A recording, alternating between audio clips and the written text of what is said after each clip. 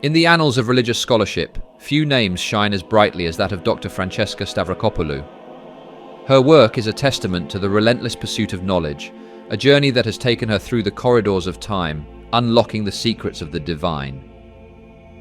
In this extraordinary documentary, How Yahweh Became God, we delve deep into the groundbreaking research and profound insights of Dr. Francesca Stavrakopoulou. As a scholar, professor, and author, Dr. Stavrakopoulou has dedicated her life to peeling back the layers of history, exposing the transformation of an ancient regional deity into the omnipotent God of monotheism. Her tireless exploration has taken her to archaeological excavations, dusty libraries, and sacred sites, where she has unearthed the relics and revelations that challenge the very foundations of our beliefs. Through her meticulous scholarship and fearless pursuit of truth, Dr. Stavrakopoulou has illuminated the evolution of Yahweh, providing a profound understanding of the deity's journey from a tribal god to a cosmic force.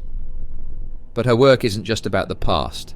It's a gateway to understanding the intricate tapestry of faith, culture, and human history.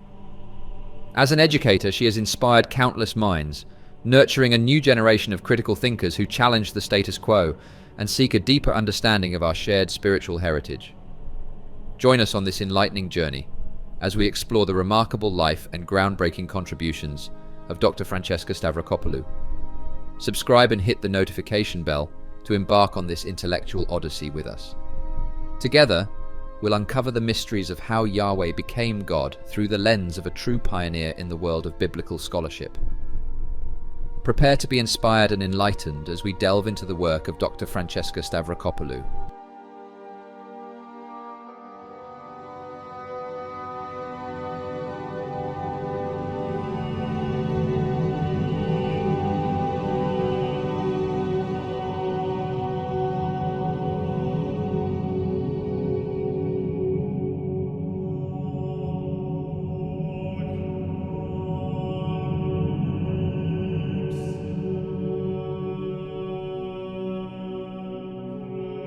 Welcome to the channel again, Dr. Francesca Stavrakopoulou. Hi, it's nice to be back. Thank you so much for joining me. You have I was on your Wikipedia page just showing people, I don't even know where to begin on how to present your background. You've been part of documentaries and shows, The Bible's Buried Secrets. You have an extensive CV, if you will, with a lot of credentials. If you don't mind, tell us what your book is about and, if you will, some of your background as we're diving in.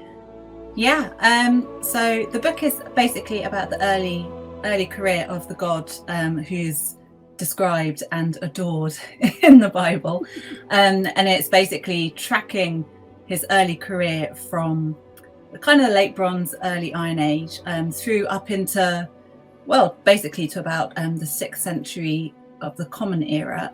But what I do is I basically do an anatomy of God. I argue that this was a deity who was understood to have a corporeal form. He had a human-shaped body and a masculine body. And I basically try to explore the reasons why this deity was gradually disembodied culturally and theologically to become the God that we're kind of more familiar with today in Western cultural constructs. So yeah, that's what the book's about. I'm a professor of Hebrew Bible and ancient religion at the University of Exeter in the UK. I'm an atheist, always have been, always will be. And I did all my degrees at Oxford and my postdoctoral work before moving to Exeter. Absolutely amazing. Your book was, I must admit, it's my favorite book right now, honestly. Yay. I've been reading a lot of different books and I'm like, okay, this is by far my favorite one. So I figure I'd just lay out the outline of this episode because it's difficult with your time and my schedule and all of us trying to figure out what works. And the time difference. The time difference that plays a significant role. So I have some questions that I have come up with throughout your book, and then we can get to the Q&A, allowing anybody who super chats to get your question answered, and we will try to do that in a timely fashion, of course, but still get your question answered, because I know there's a lot of people who have a lot of questions for you, and I still have questions for you. So I'm impressed. I reread it again. This is the second go around, and I realized I missed so many things. I also want to mention, if anybody who's watching this really wants to help us out, you can join our Patreon. I'll let everybody know early. I'm going to be interviewing John Dominic Crossan here in the next week down in Florida while I'm on vacation. I'm working while on vacation with my family, interviewing ex-cult members, you name it. Like, I'm all about this. I am a humanist as well. So if you're interested in learning more and helping us here at Myth Vision, you could join and help us out. Okay. I love this book. I can't put enough energy into that. I wish I could download it, just plug it in, and people could go, oh, he really, really loves this book. But I must start somewhere, and it's with this goddess called Inanna. Inanna and Yahweh. And on your book, page 202, I made sure I stopped it. I wanted to read something, if I can. Did you want to grab your book, by the way? I was going to say, my God, I can't remember what's on page. No, whatever. No, it's the book's it. You read it. Yeah, and I got a copy of my book. An atheist miracle happened because I ended up getting this copy in America. Remember, I don't know how I did. Yeah, that is amazing. It's come out. Look at this. It's come out in Italian recently, which looks very beautiful. Ooh, so they're changing it up. Yeah, like the German cover is different, and it's all because obviously the US cover is different too. So awesome. Well, I'm going to read and obnoxiously have your book up while I do so. So in Hinduana, I hope I'm saying this right, Inanna is a deity so powerful that her divinity surpasses even that of the highest gods, An and Enlil, who have willingly ceded their wisdom to her. In your vast wisdom amongst all the gods, you alone are majestic, Hinduana exclaims.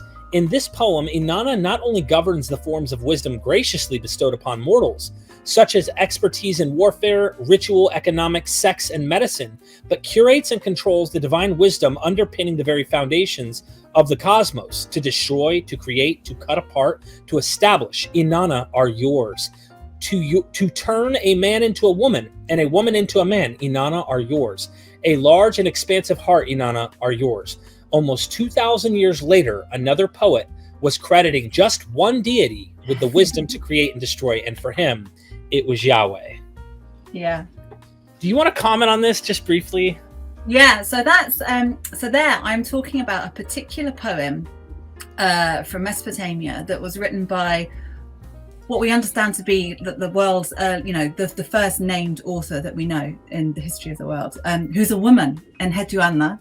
She was the daughter of a king and also a priestess. But whether or not she actually wrote this poem is kind of debated by scholars. It may be that it was a poem to which her name was ascribed, but nonetheless, what it reflects when she's kind of praising the goddess Inanna, who was she's also known as Ishtar. So Inanna is her Sumerian name. Ishtar is her Akkadian name. So these are two different languages that were used throughout the ancient Near East. But yeah, she's praising the goddess Inanna as basically being just, the most supreme deity imaginable. And what she's doing when she's talking about the various divine qualities and functions and roles that Inanna has, she's saying that even the high god, so the god An, who is basically heaven, has given Inanna, his daughter, these particular gifts. It's a way of kind of talking about this kind of fluidity that we see in divine functions and roles, in that you can, even in a deeply complex polytheistic system, you can single out a particular deity, and that deity is held to basically almost incorporate all divine qualities and roles and functions. And Inanna is incredibly important because she was probably the most important, across ancient Southwest Asia, but particularly in Mesopotamia. She was probably the most important deity in some ways, the longest. Her importance kind of stretched the longest throughout, over millennia. So it's an incredible poem. But yeah, it kind of shows this very elevated, sophisticated, complex role of divine functions for a goddess. That are the kinds of things that we find, thousands of years later in the Hebrew Bible. We find that Yahweh is being described in similar ways. Would you be willing to say that Yahweh's Johnny come lately? That's how I feel. I hate to be that way because a lot of people go, oh, well, atheists like you are antagonistic. You're trying to find something before. And all you have to do is have a Justin Martyr come on the scene and go, well, Satan knew, that's why. But it's still silly. Yeah.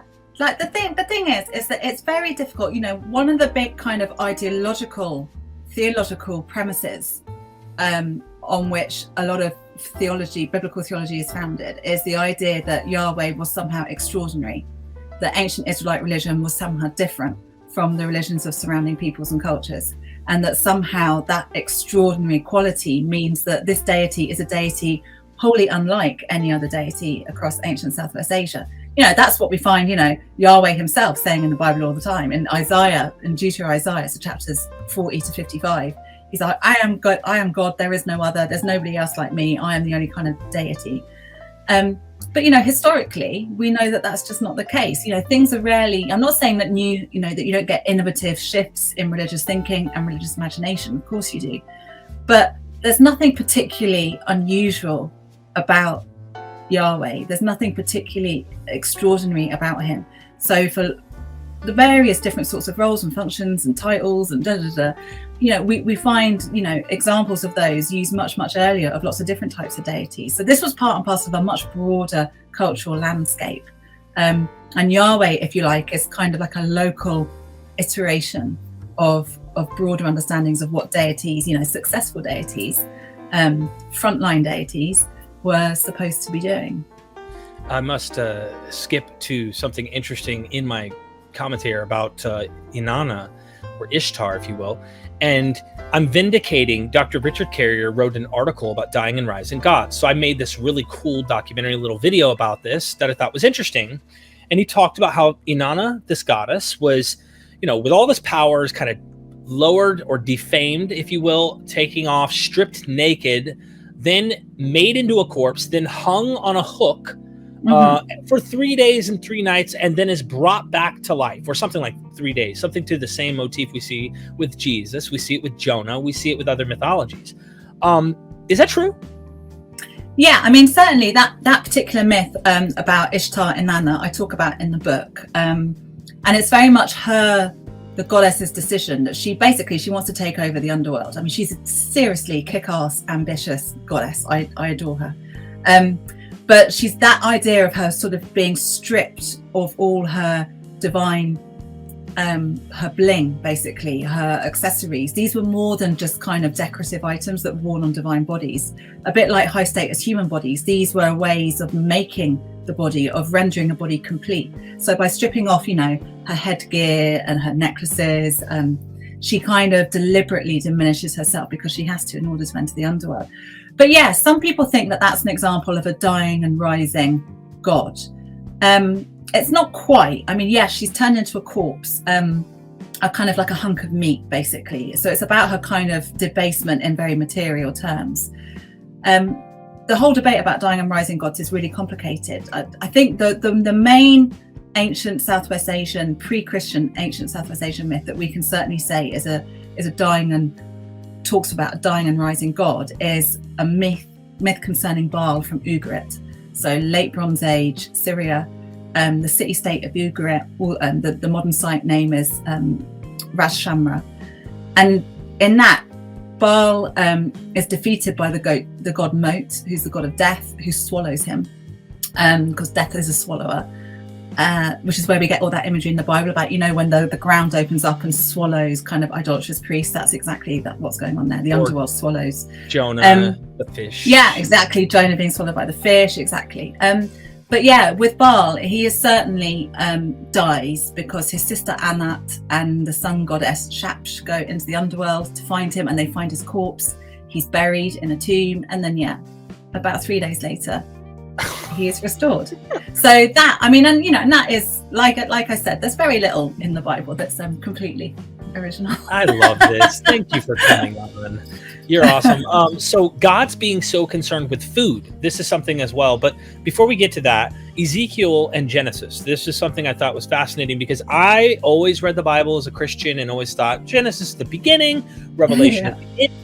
It's written in the chronological order in which they were really written or something, because you're not told all these things. But you mentioned about this in Ezekiel, you know, it talks about this king, this ruler who says in his heart, which is like where you think in the ancient world. Yeah. The organs or your heart, which is down here, is actually where you think, not your brain. But we're not going to go there because I think you said that plenty of times on your other episodes. I really want to get something unique out of you in terms of this. So I will rise above the throne of God. I will sit upon. Yeah, he wants to go up the holy mountain and sit on the throne of El, the high god. Yeah. Yeah, and this was written before Genesis' account, or Genesis. Yeah, so it's kind of complicated. So the story that we have basically Genesis 2 and 3, the story of the expulsion from the Garden of Eden. It's not a fall; it's an expulsion. Has a lot of similar motifs to a lot of material that we find in Ezekiel, and in that material in Ezekiel is probably older.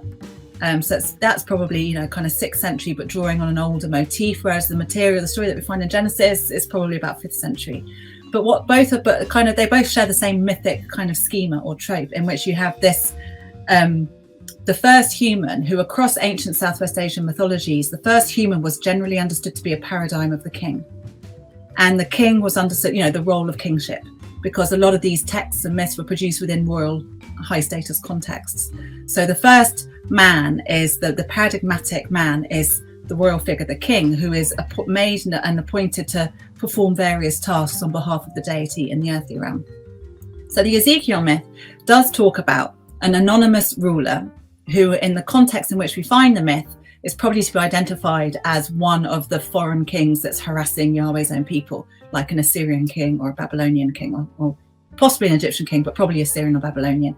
And he says, I will ascend the holy mountains, I will make myself like a god. I will sit on the throne, on the seat of the gods in the divine council on the top of the holy mountain. And God, who here is the terms used for God are both El and Yahweh. He's like, no, you're not. I'm not having this at all. You're gonna die like any mortal. You're not a god. One of the kind of qualities of divine nature in some ways is kind of perpetual immortality. So even if, like Baal, you die, you don't die forever. You don't stay dead. You come back. So yeah, this king is expelled from this holy mountain, which in Ezekiel is also called Eden. It's this beautiful garden of God. He's expelled and sent down into the underworld, where he obviously dies, and then his corpse is exhumed and trampled by enemies. So this is about kind of wiping him out in every possible way. In the ancient world, you only exist for as long as you're remembered. So even after death, you have a post-mortem existence, and you continue to have a social relationship with the living. But if your tomb is desecrated, if your bones or your remains are destroyed, if you're eaten by wild animals and shat out on the ground, that basically is completely eradicating you in a material sense, and therefore you can no longer be remembered, and you no longer exist. So that's what happens to this king.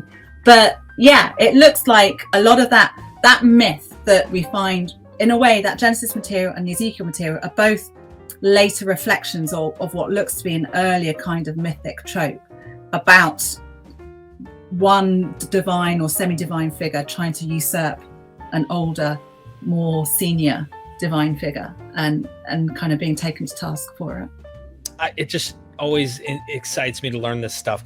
What about the gods and food, right? So they're always concerned about food and not eating their food in the ancient world, or says gods being so concerned with food and not you humans, mortals, eating their food in the ancient world. Did the temple's demise change the understanding of God eating in Jewish thought? So I kind of wanted to get the idea, we're talking about him being a corporeal deity who needs to eat. Now he doesn't have food. Yeah, exactly. Because when we use the language of sacrifice in our own cultures today, we have the sense of that it's something like that we're giving up something, that it's hard for us to give up something. It's something very precious. But sacrifice in the ancient world, you didn't just sacrifice living things, animals or the humans sometimes.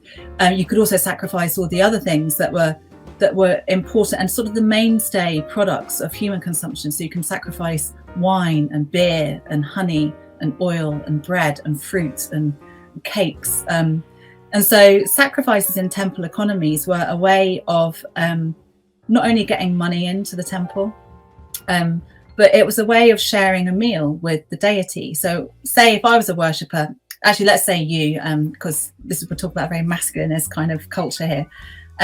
If you wanted to go to the temple because you want to petition the deity for a particular kind of blessing, you might take, I don't know, a lamb or a couple of pigeons, and you would take these to the temple. The priest would sacrifice it on your behalf, and then some of that food would be burnt on the altar as food for the deity, who would smell. Was constantly told in the Hebrew Bible that Yahweh is attracted to the sweet aroma, the pleasant aroma of sacrifice. Kind of, you know how like when you can smell the barbecue and you're like, God, that smells really good. It's like that. It kind of so it calls the deity into this social relationship around the altar with humans. And so the deity would eat part of that sacrifice normally, and then the priests and other ritual officials and would eat the rest, and then you would also get a little part as well. So you're kind of sharing in a meal with the deity, and this was a way of basically forging and maintaining a social relationship with the god. So just as the same way that food times, like meal times, are important social family occasions for all of us, think about the great, the big festivals that we celebrate, whether it's Thanksgiving or Christmas or whatever it is, food and a particular kind of feast is a focal part of that. And that's because it's about this sense of bringing a community, a group of people together. You forge and maintain social identities and relationships, and that's exactly what temple sacrifice was about. As far as the eating that really caught my attention, you did it really well in making me think of something I never thought about, and that is God just got done flooding all humanity. Let's forget that there's earlier Mesopotamian myths that really give us the precedence for why this is, and they kind of give you a different reason in the biblical account, getting God off the hook for just being annoyed for noises and whatnot. But here is like this complete genocide of the human race. And here's this one guy he finds, is like, well, you know what? I like Noah, okay? And his family can have this little group. Noah gets the barbecue up as soon as dry land comes up, and God smells it. Yeah. And am I correct in assessing this and saying God was ready to eradicate all, and then he smelt that meat, and he said, why did I kill all these humans?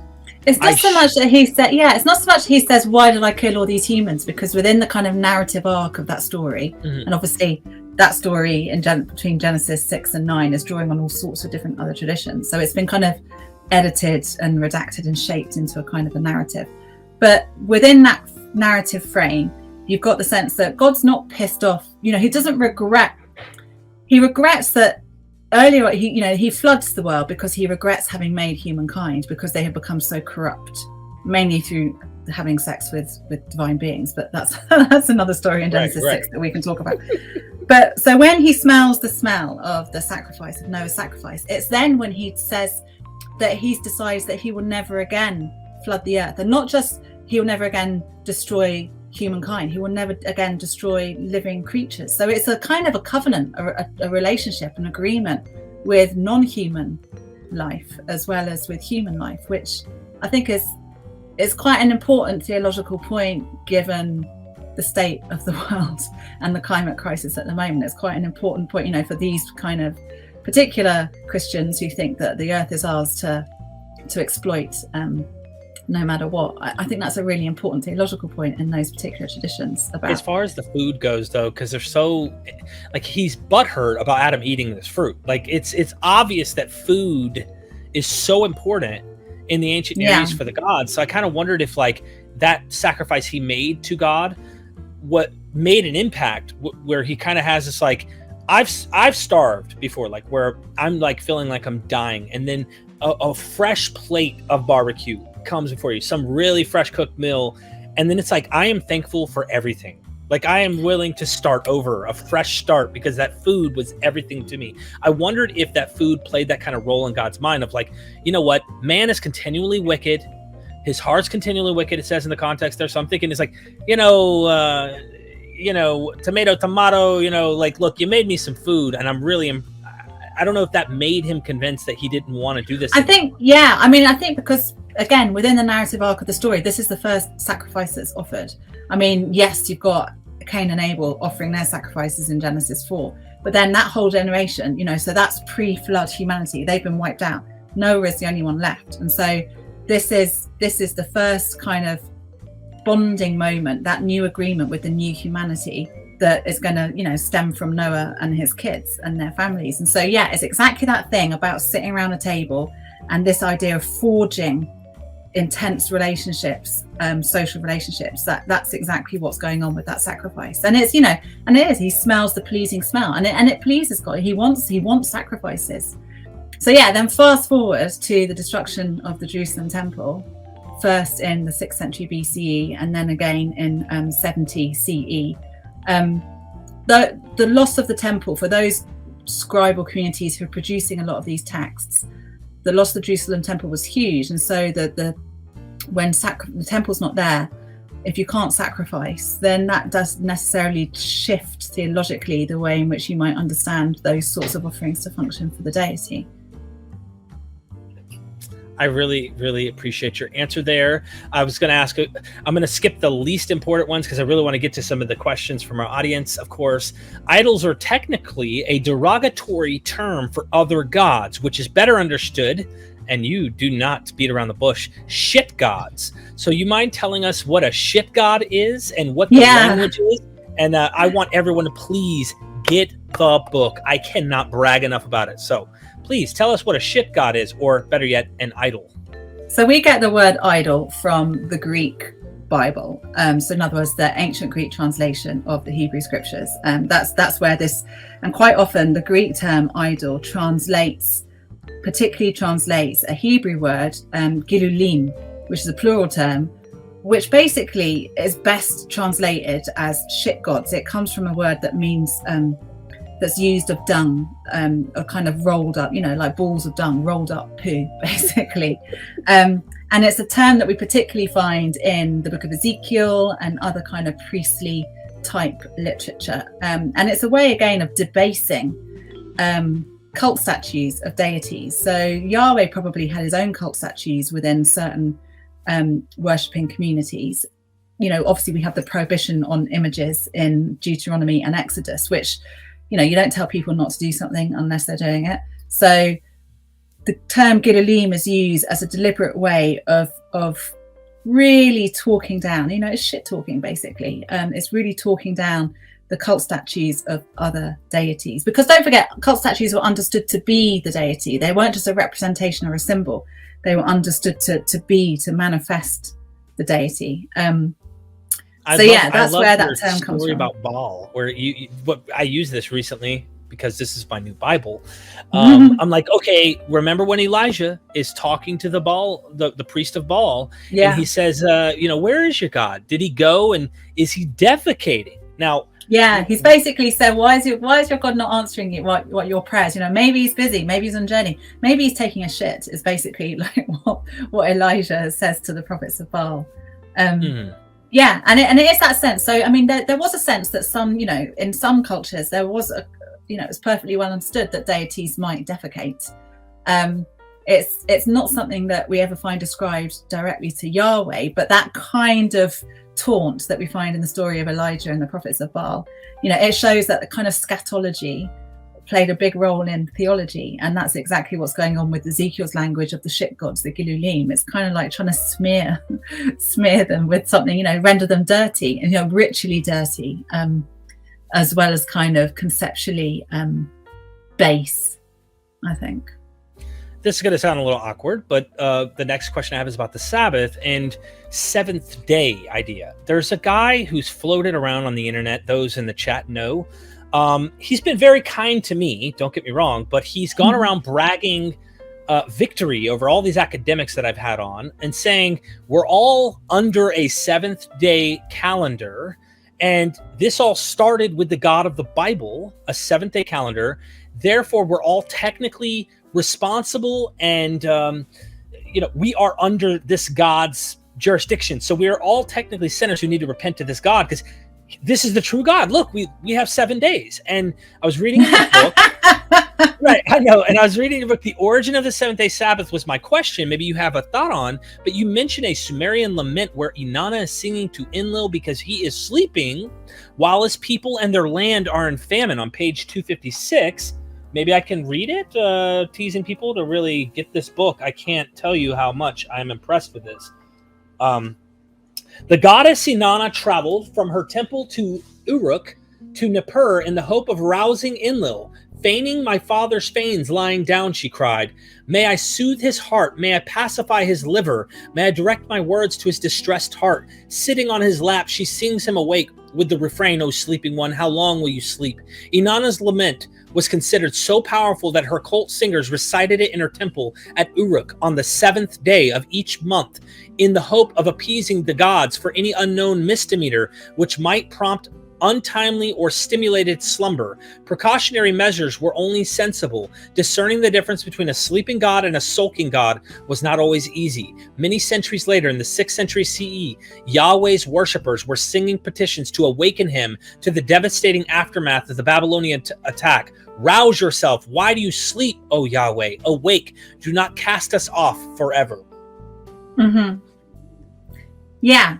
So there's lots of stuff to unpack there. I mean, the 7th day is what 7 is a very significant number in a lot of ancient Southwest Asian cultures, and so time is very commonly divided up. I mean, not always. I mean, in some contexts, like in certain Egyptian contexts, the number 10 is very important.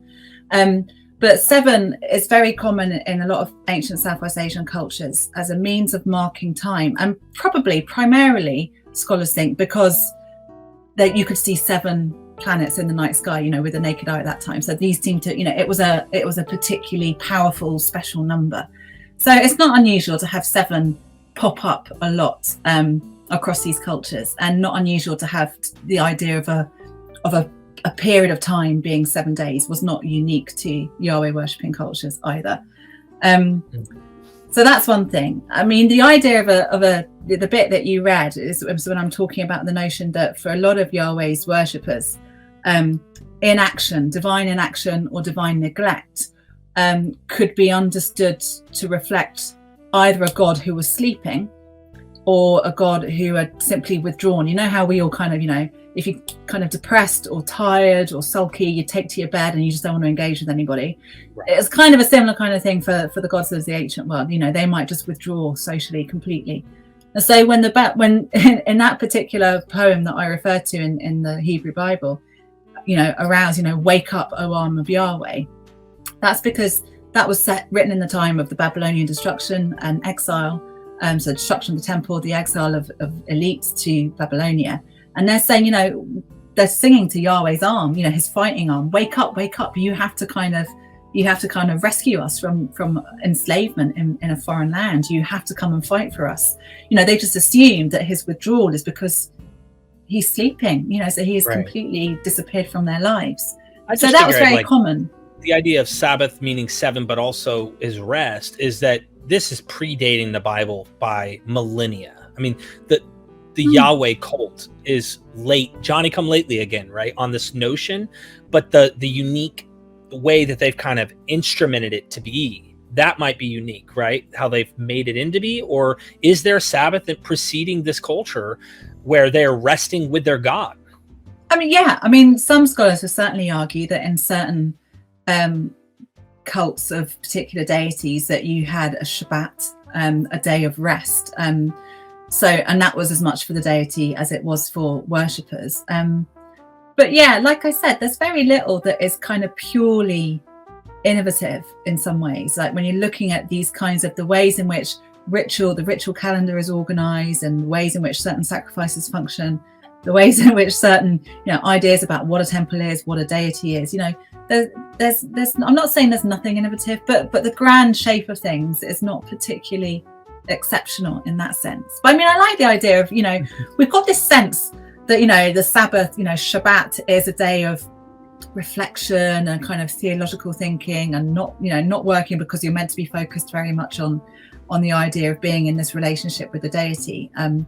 But you get a particular verse in Exodus in which Yahweh himself is talking, and he sort of says that on the 7th day he had to catch his breath because he was tired. Having made the universe in days 1 to 6, he was tired. He was running out of puff on the 7th day. You see that so in the there Hebrew, is that right? sense of rest. Yeah, exactly. Okay, so we're not in reading Hebrew, that. Yeah, in the Hebrew, in that particular verse in Exodus, it uses the same word that's used to describe the kind of catching, someone who's been doing hard manual labor, kind of like sitting and resting and catching their breath like that. It's the same word that's used, which is a really nice image. I mean, it's a very companionable image, isn't it? Kind of likening it, kind of theologically, it's showing that God put all this exertion and work into creating this beautiful world.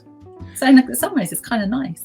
Yeah. In some ways, and then in other ways, I kind of want to emphasize the ancient construction worker God was. In fact, he must be the first person who was ever making humans from clay, I suspect, right? I'm being sarcastic here to read a part of your book, page 277. Again, I love this, by the way. I cannot tell you. I'm like, I pause the Audible, and then I go in and I write it down, and then I get the page and I'm highlighting. It's my Bible. Clay shaping bodies had long been a ritual actively undertaken by both gods and mortals. In a Sumerian myth, the ingenious god Enki and the birth goddess Nenma had crafted the first humans from clay. What's this? Peopling their temples, I think. Mm-hmm. Okay. Yeah. Peopling their temples, farms, and fields with worshippers devoted to their service. In a related tradition, the goddess Mami chanted an incantation as Enki trod the clay for her to shape into people. At Ugarit, it was processed similarly performed by El, who had made an exorcism goddess from clay to cure King Kurta. I shall create a remover of sickness, an expeller of disease. He fills his hands with the best of clay.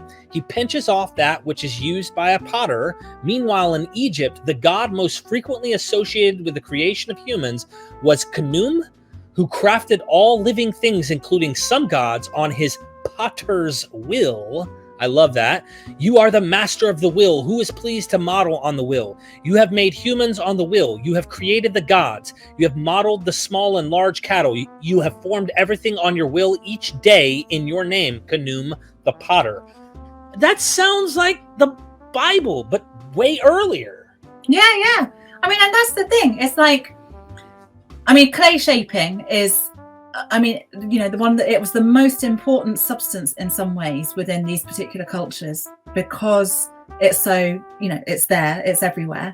I mean, you need good quality clay to make kind of like a figurine or whatever, but it's the base stuff of life. The understanding that humans are made from, not just humans, but other living beings were made from clay, as you've demonstrated, wasn't just a biblical kind of idea. It was a much older, far more widespread idea across ancient Southwest Asia. So yeah, the idea that humans made, when humans made their figurines of gods out of clay, they were mimicking the gods themselves who made humans out of clay. So it's the primal matter of life in these particular cultures. But yeah, it's a lovely image, and yeah, like I think that's why it's so important to set these biblical texts within their broader cultural context, is because otherwise you get all sorts of claims being made about the innovative, unique status of certain theological ideas, and therefore they are so exclusive that therefore they must be true. They're not. But it's they're all drawing on a much wider, broader, richer cultural tradition, and it's just that Yahweh just happens to be one God among many, who but he just happens to be the God that's kind of survived into the modern day, unlike Inanna or which is such a shame. I'd much rather we had her still around. I wish we knew a lot more too about these gods that come before, because we kind of only know from our tradition what's being preserved, and I just wish we knew a lot more. I have a few more questions. I have 3 more, in fact, and then I'd love to get into Q&A. And Dr. Stavrakopoulos, if I may, I would love to send you a gift in some way for your time, because I literally, I seriously appreciate you. And there's so many people who've been anticipating this. Right now, we have, to give you an example, 535 people watching live right now. Wow. Yes, we have a large audience watching, and I want to make sure I try to cover their super chats. So that means I'd like to send you some money for your time, because I value it. I seriously do. With that being said, if I can get my 3 questions and then we just try to get through the super chats, I'm asking you not to hate me in advance, just because, if that's okay with you. Yeah, of course. Okay. All right. So as far as the curse thing goes, speaking of curses and blessings, Cain gets a curse on his forehead. You mention in your book that priest would put a sign on their forehead or something in the temple, and the priest would wear a mark in the temple on their foreheads. Does this play any role in Cain's curse? You do say it does in some way. Can you tell us what's going on with that? I think this is basically about amulets. So it's basically about, so if you think about the way in which, so in the Shema, in Deuteronomy, Yahweh via Moses tells the Israelites that they are to write the words of all this Torah, this law, bind it on their hands and bind it on, it should be like an amulet between their eyes. So this is the, for those of who are familiar with kind of very traditional Jewish practice, this is tefillin, so the little boxes or pouches that are worn on the head and on the hands. So these are kind of like almost like power words that act as amulets. Amulets aren't kind of just a good luck charms. They are apotropaics. In other words, they ward off harm, they ward off evil. And that's exactly what happens with the high priest. In certain biblical texts, the high priest has to kind of write the name belonging to Yahweh on his head before he goes into the temple, because it almost like protects him from the dangerous glare and presence of the deity. And so in the same way, even though God is mega pissed off with Cain because he offers the wrong kind of sacrifice, poor guy, not even told the rules, do you know what I mean? And he offers the wrong kind of sacrifice. And then he kills his brother, but which is the bigger crime, let's face it. And then so he's expelled again, like his parents were expelled from Eden. Cain is then expelled from the presence of Yahweh, and he has to kind of wander around to the edges of the world, and he worries that he's going to become he's going to be a target. He's going to be a target for hate crime, and sort of vigilantes. And so Yahweh writes a protective mark on him, which again seems to, so it's the idea that writing, not just the words that are written, but the actual presence of the written words of any kind of word, the presence of writing was almost like a magical, powerful amulet, and it could protect. That's why you have writing in tombs and that kind of thing. It protects the dead in their tombs, much like these amulets on the high priest's head and on Cain's head protect them from harm as well. This was practiced well before Yahweh in it's Samaria. very common. I mean, that's why stamp seals or cylinder seals, these little things that are pressed and rolled, inscribed, pressed or rolled into wet clay to seal jars of olives or to seal documents or whatever. They also functioned as little amulets. You wore them on the body. They were made of stone or sometimes bone, and they weren't just jewelry. They were like protective amulets as well, with like writing on them. So it's all a part and parcel of this much broader world in which words like inscriptions and images worn on the body could play this kind of protective role, like an amulet. It's almost like people who feel lucky when they wear their cross and they're out somewhere and they just feel like they have protection. Well put. Okay, so there's this really old face. 9,500 years ago, worshipers most desire to be face to face with God, right? In the Bible, we talk about it. Moses just wants to be face to face, and he actually is face to face with God in one account. And then, there's even this weird hint in the New Testament. Marcion seemed to reflect when he says, like Jesus said that no one has seen God except him. So how is Moses seeing God if he's saying that no one has? So you kind of wonder if Marcionism has some leg up in the New Testament. I don't know. I'll leave that up for you guys to debate. Point is, everyone wants to be face to face with God, but they're also terrified at what might become of this. So you mentioned this concept of the Jericho skull that's 9,500 years old, possibly older. Do you think this stems from that far back? I mean, we're talking about Göbekli Tepe kind of. When I'm talking about the Jericho skull, so this is like Neolithic, this object, and and I'm sure like your viewers will know, but these are these plastered skulls that we find. So somebody underwent head modification when they were a child, when they were born. They were selected for this process when they were born.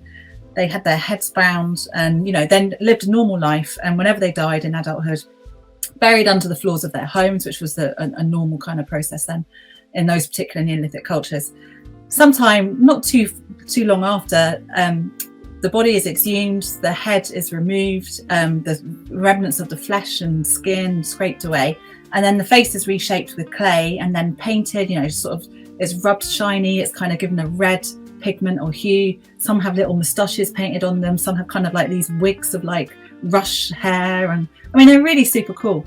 But these heads sit up on their own. They're kind of reshaped and remolded with plaster to sit up on their own, like the way they sit up in museum cabinets today. They just kind of sit there.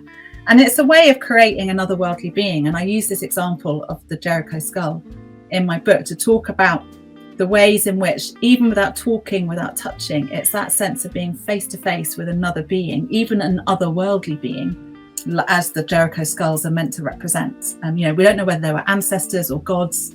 I don't think they were either. I think they are just some kind of otherworldly being, because these faces were remade and reshaped several times over for almost like different ritual purposes. But it's that sense of coming face to face with the otherworldly, and that's what that really kind of represents. So then it's not directly related to what we have going on in biblical traditions, but it's that same sense of just how important faces are. That's why we see faces wherever we go. Do you know what I mean? You see faces in the clouds, in the shape of clouds, whatever. It's because I think we're built as humans to see other social beings and to recognize them. It's like why we're fonder of animals that have faces that are a little bit like ours, rather than, eyes round here and noses down here.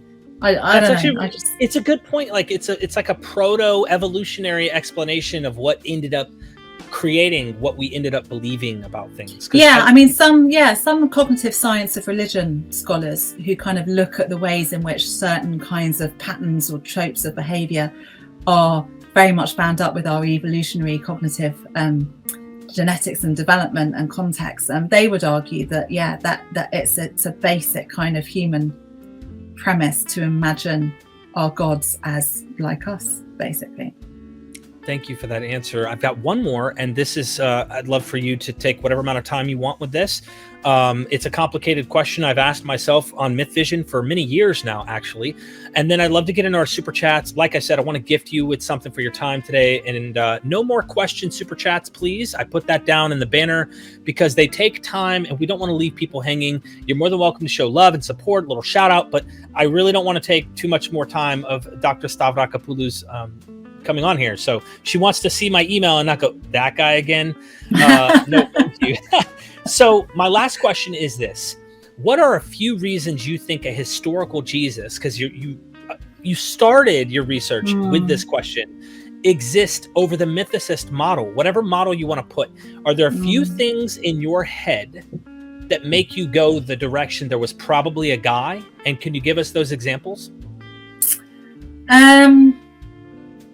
Yeah, there was probably a guy so not the guy that's described or talked about in the Gospels, certainly not the guy that's described or talked about in, some of the later Christian traditions and texts. There was probably a guy, and the only reason I say that is because of the relatively short period of time in between, and I'm kind of radical in a lot of ways, but I'm not that radical. So I think it's a relatively short period of time between the writings of, say, Paul, which are like mid-50s, and the likely execution that occurred. I reckon there was a guy who was executed.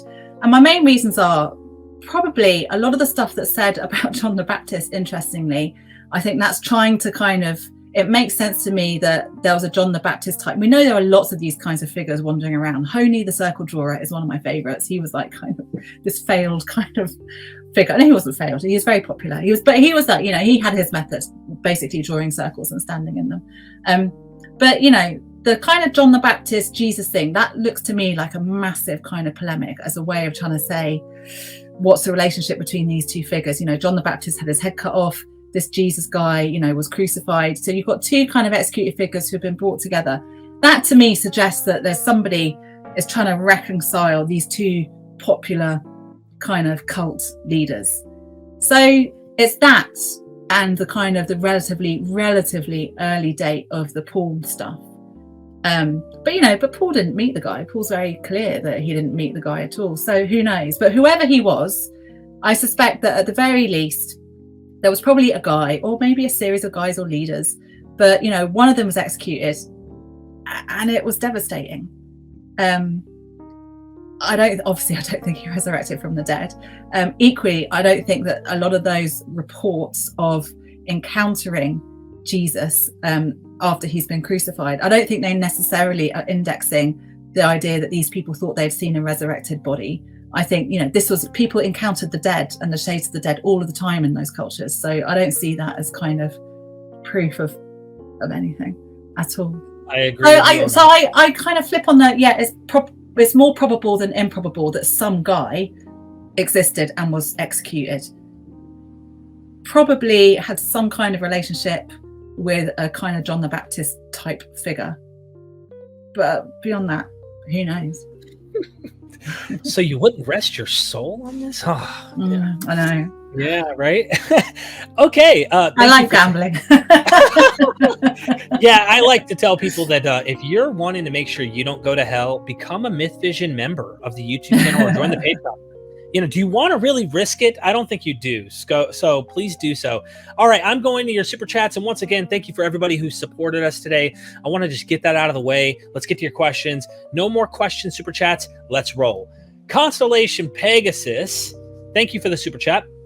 I hope this isn't too off topic, but what's the opinion on Hinduism being the oldest organized religion?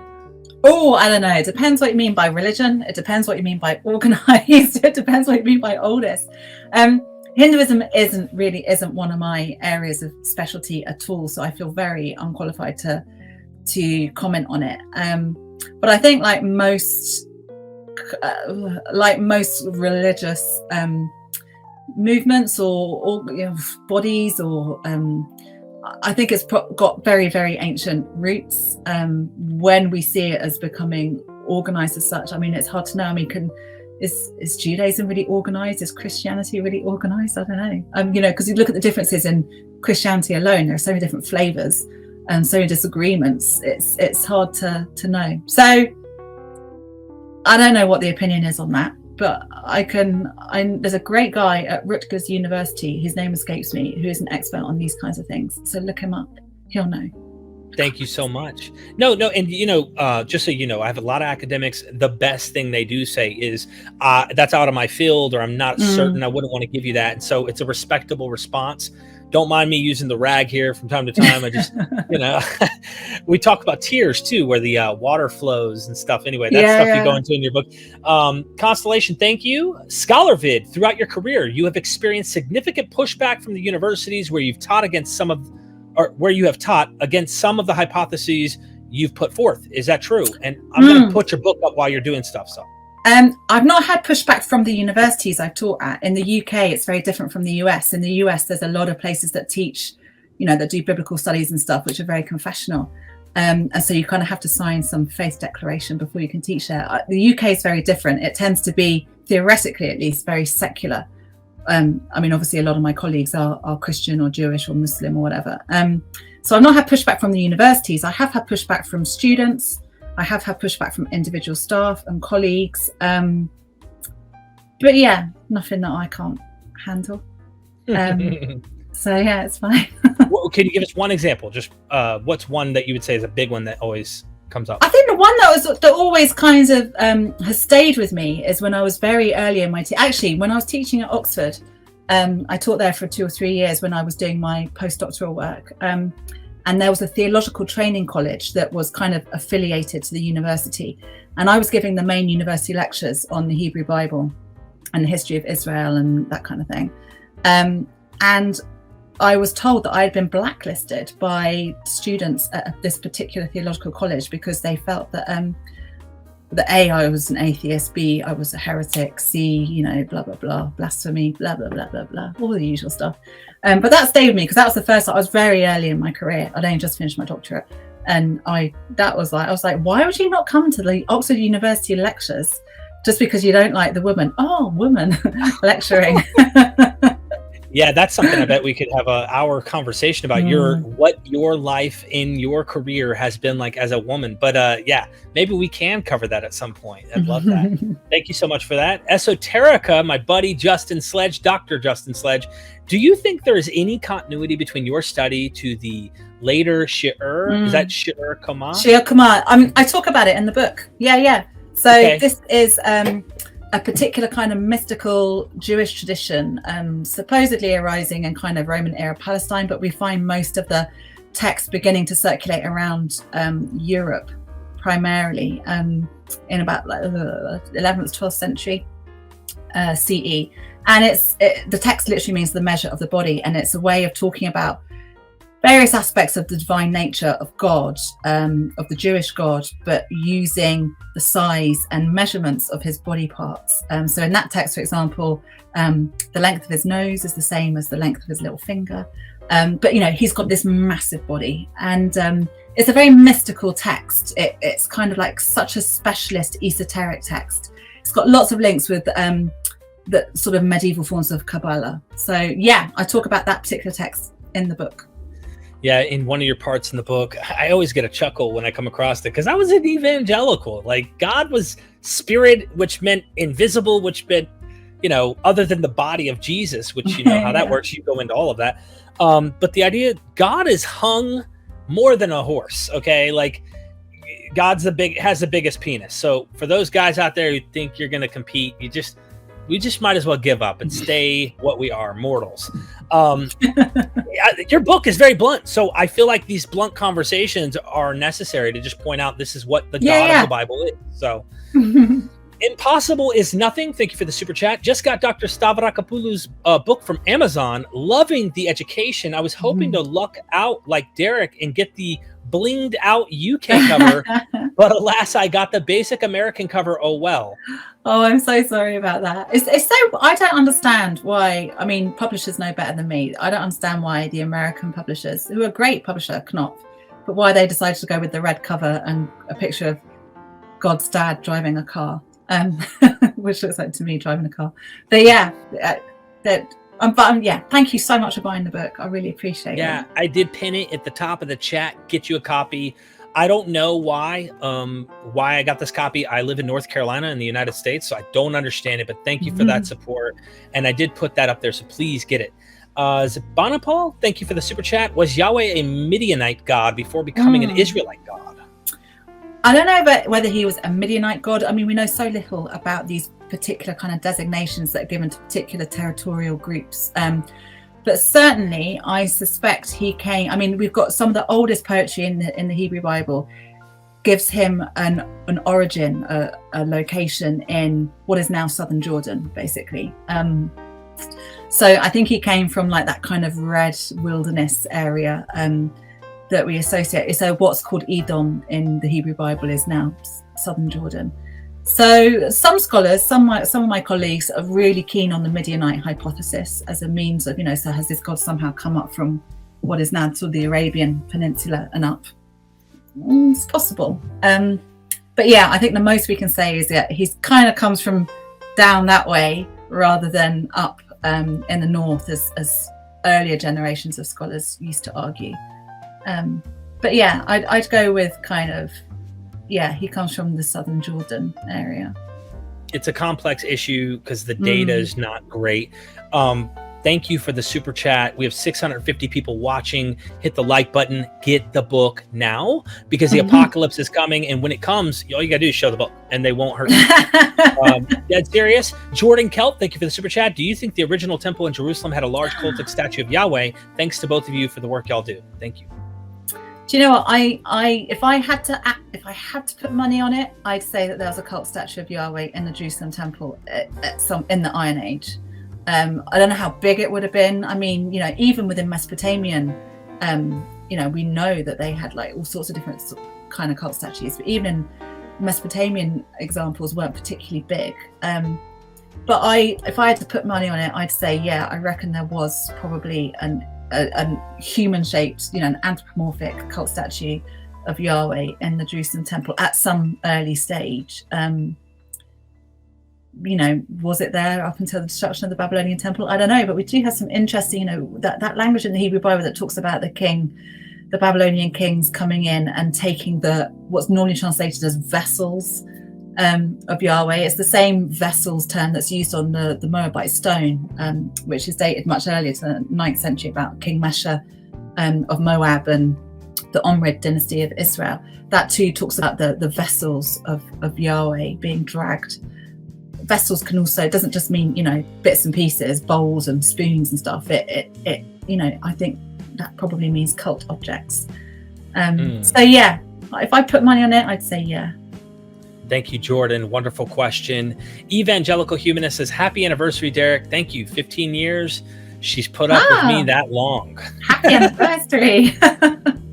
Thank you. I am lucky. I am definitely lucky. My Asherah is stuck by my side, and I don't plan on ever getting rid of her. Stop scamming, man. I'm going to do better than Yahweh on this one. Stop scamming, man. Hi. Any thoughts on whether or not Solomon existed? Oh yeah, I really do. Do you know what? It's so. I see the David and Solomon stories as reflecting two competing foundation traditions. That's why they're both kind of credited with building temples. So, oh yeah, it's David that says, I'm going to build a temple, and, and he picks the place, and he gets, the threshing floor, and he sorts it all out. Oh, but then it's actually his son Solomon that builds it. I think that these are two competing traditions about the foundation myth of the temple. And Solomon's name itself is really interesting because it looks like, it's kind of like it's such a common kind of construct of a name. But you have this really interesting story about David and his son with Bathsheba, this son that dies, and the son is called Yedidiah, which basically means beloved of Yah. David's name is a play on kind of Dode, beloved as well. So, and Solomon's name, it just all looks these all look like kind of typological names in some ways. So I doubt that we can talk about a historical David or a historical Solomon. I'm not saying that these figures aren't drawn on older kind of traditions and myths about founders, perhaps legendary founders, perhaps some more kind of sketchy historical figures. I don't know.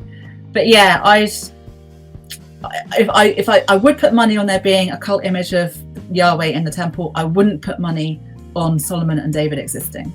Thank you. Thank you so much. Stop scanning, man. Doc Pluromana, where the Tanakh speaks of God's anthropomorphism or anthropopatheism, Targumists seem to avoid such language, and the LXX seems to have toned it down as well in Deuteronomy. Is this stylistic rather than theological tendencies? It's a bit of both. So when it comes to the LXX, some traditions, some texts in the LXX may well reflect earlier versions of the Hebrew than those that we find in the Masoretic tradition today. You get some of that in Samuel and Kings. It kind of looks a bit different. So it may be that it's a deliberate, and obviously with the Greek, we're looking at the 3rd century BC at the earliest as to when these texts started to come into being, these Greek texts, these Greek translations or versions. So by that point, I think, the idea, there's a growing discomfort with the idea of God's body, particularly if some of the LXX texts came from in and around the Alexandria kind of cultural sphere of influence, which was very much taken with certain sorts of notions of the immateriality of the divine, certain sort of philosophical ideas. So I think in some texts it is theological, in some it's stylistic, but there's a real blurring of the two, because particularly in the Targums as well, by this point, the idea of God having a body has been, the rabbis are still quite comfortable with the idea of God having a body, and they're very comfortable about talking about God's body and depicting him anthropomorphically.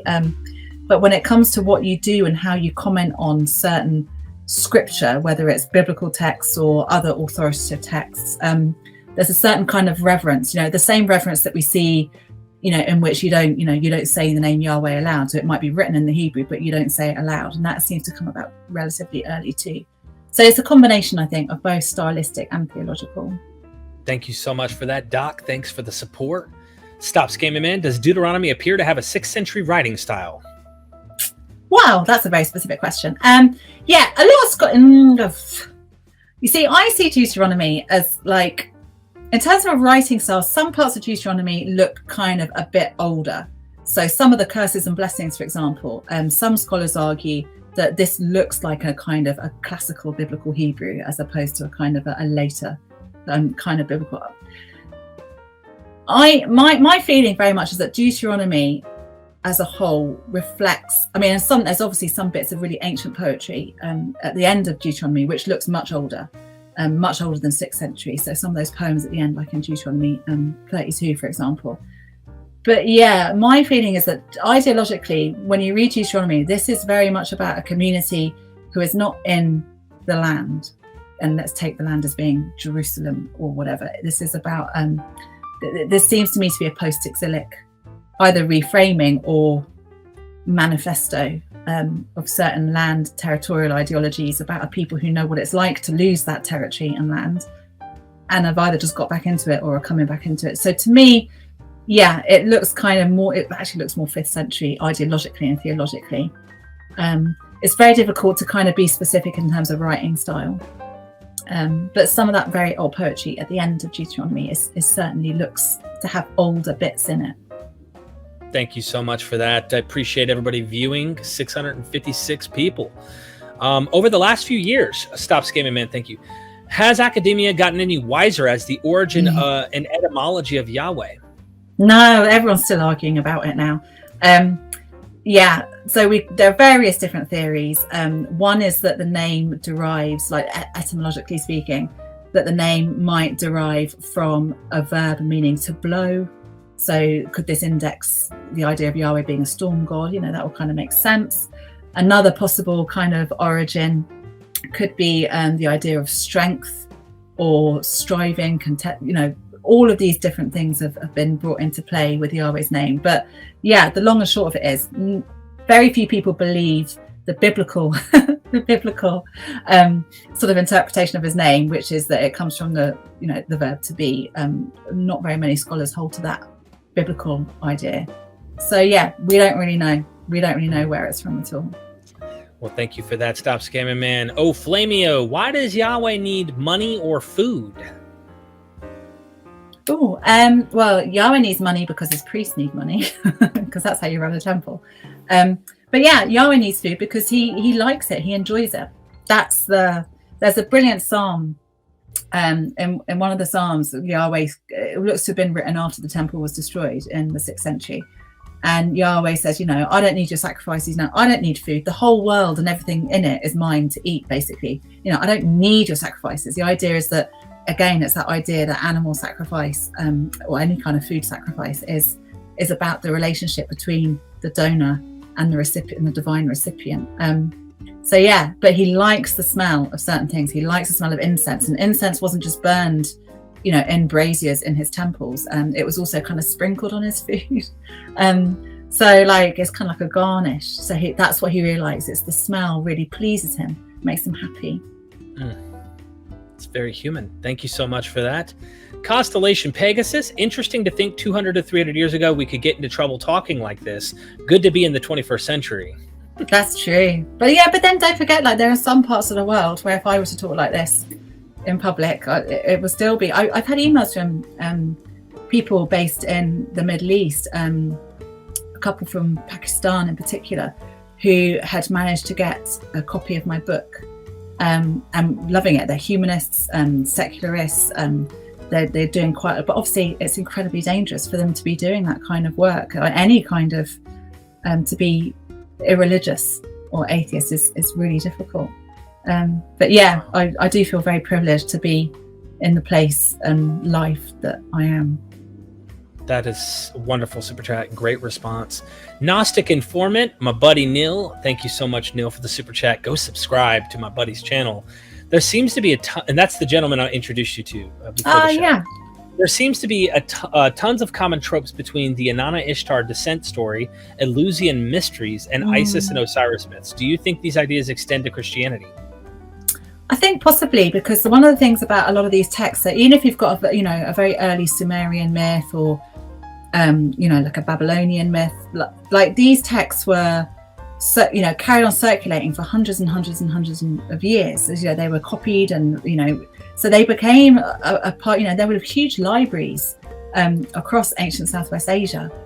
So I think there's a sense in which certain kind of scribal communities, certain kinds of the intelligentsia in certain communities, they were very familiar with these kinds of stories and myths and tropes. And I do think there was a lot of traffic, it used to be like, 50 years ago, people used to talk about the traffic of kind of like cultural ideas going from west to east, from Greece. And obviously I love Greece being like great in whatever it does because I'm biased, I'm half Greek. But, there was a sense in which there was a lot of cultural traffic going one way from Greece to the east.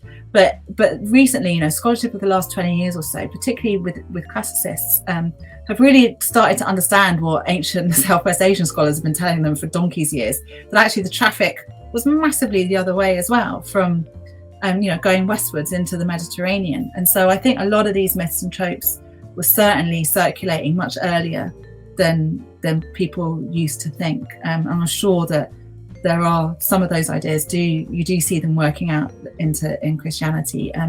Look at the iconography. Early Christian iconography is really interesting when you want to look at some of these motifs in particular. I think don't just rely on the text. Yeah, there's so much. Oof, I love this. I'm glad I got my questions out of the way, so I can't be selfish. Stop scamming, man. Thank you again. Some of the Old Testament has God demanding incense and burnt offerings off others, abhorring them. Yeah. Is it just because God wearied of offerings from the impious, or does this represent a different theology?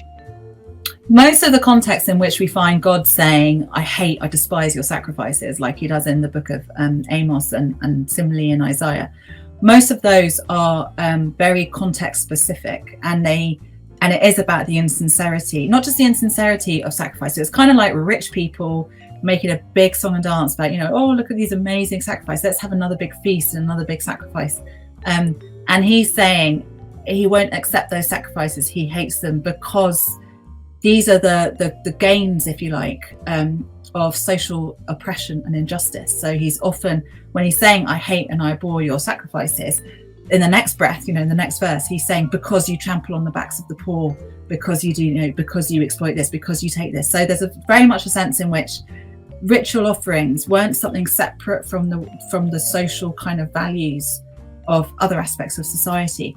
So he's saying that, you might have all this money to offer up, these lavish sacrifices and offerings, but that means shit to me if you can't treat your next door neighbor with kindness. And again, that's kind of, a lot of people are really down on the Hebrew Bible. It's kind of saying, oh, it's the bad God. And, it's not at all. I mean, there's a huge amount of kind of social texture in those texts. And I think that's an example there of when you get kind of the very negative polemics against sacrifice, but normally because it's got a message about social justice on the flip side of it.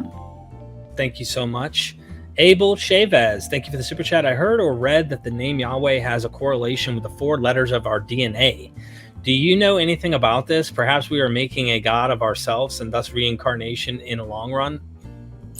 I don't know anything about DNA. I don't know anything. I've not heard about this theory that the name Yahweh has a correlation with the 4 letters. I mean, one way to put the bollocks on that is to say, Yahweh's name was probably just Yah. In inscriptions that, we often see it as Yah or Yahu, just 2 letters. So, yeah, I do think we are trying to make gods of ourselves all the time, however. But yeah, I've not heard of that. Me neither. Thank you for that super chat. Hengfa, do you know of a myth, I believe, out of Mesopotamia in which El goes to a dinner party and gets crazy, stumbled down drunk? Yeah, I talk about it in the book. It's not a Mesopotamian myth, it's an Ugaritic myth. And I deal with that. El, the high god, is basically has a drinking party, invites all the gods round, things get kind of chaotic. El stumbles home and sort of basically pisses and shits himself and falls over. He doesn't fall over. This is about kind of divine. It's got some of those motifs about divine descent into another worldly realm, a bit like Inanna sort of descending into the underworld. It's got kind of some similarities with it. But yeah, it's written on the same tablet, is written a hangover cure, which is the first, which again I talk about in the book, is the first known reference to the use of the hair of the dog as a hangover cure. And in that particular text, it literally is the hair of a dog that's put on the forehead. But it's incredible how we get this expression in our own culture about the hair of the good dog as a hangover cure. So yeah, check it out. It is in the book. But yeah, it's a myth from Ugarit. So late Bronze Age. Awesome. Thank you. Yeah, it's in the book. Get the book. I cannot emphasize that enough. We almost have 700 people watching. Doc Pleuromonot, if parallels with the Sumerian Dilmun and Eden Pass academic sniff test, is it potentially easier to identify a historical location based on a more accurate myth geography than the ambiguity in Genesis?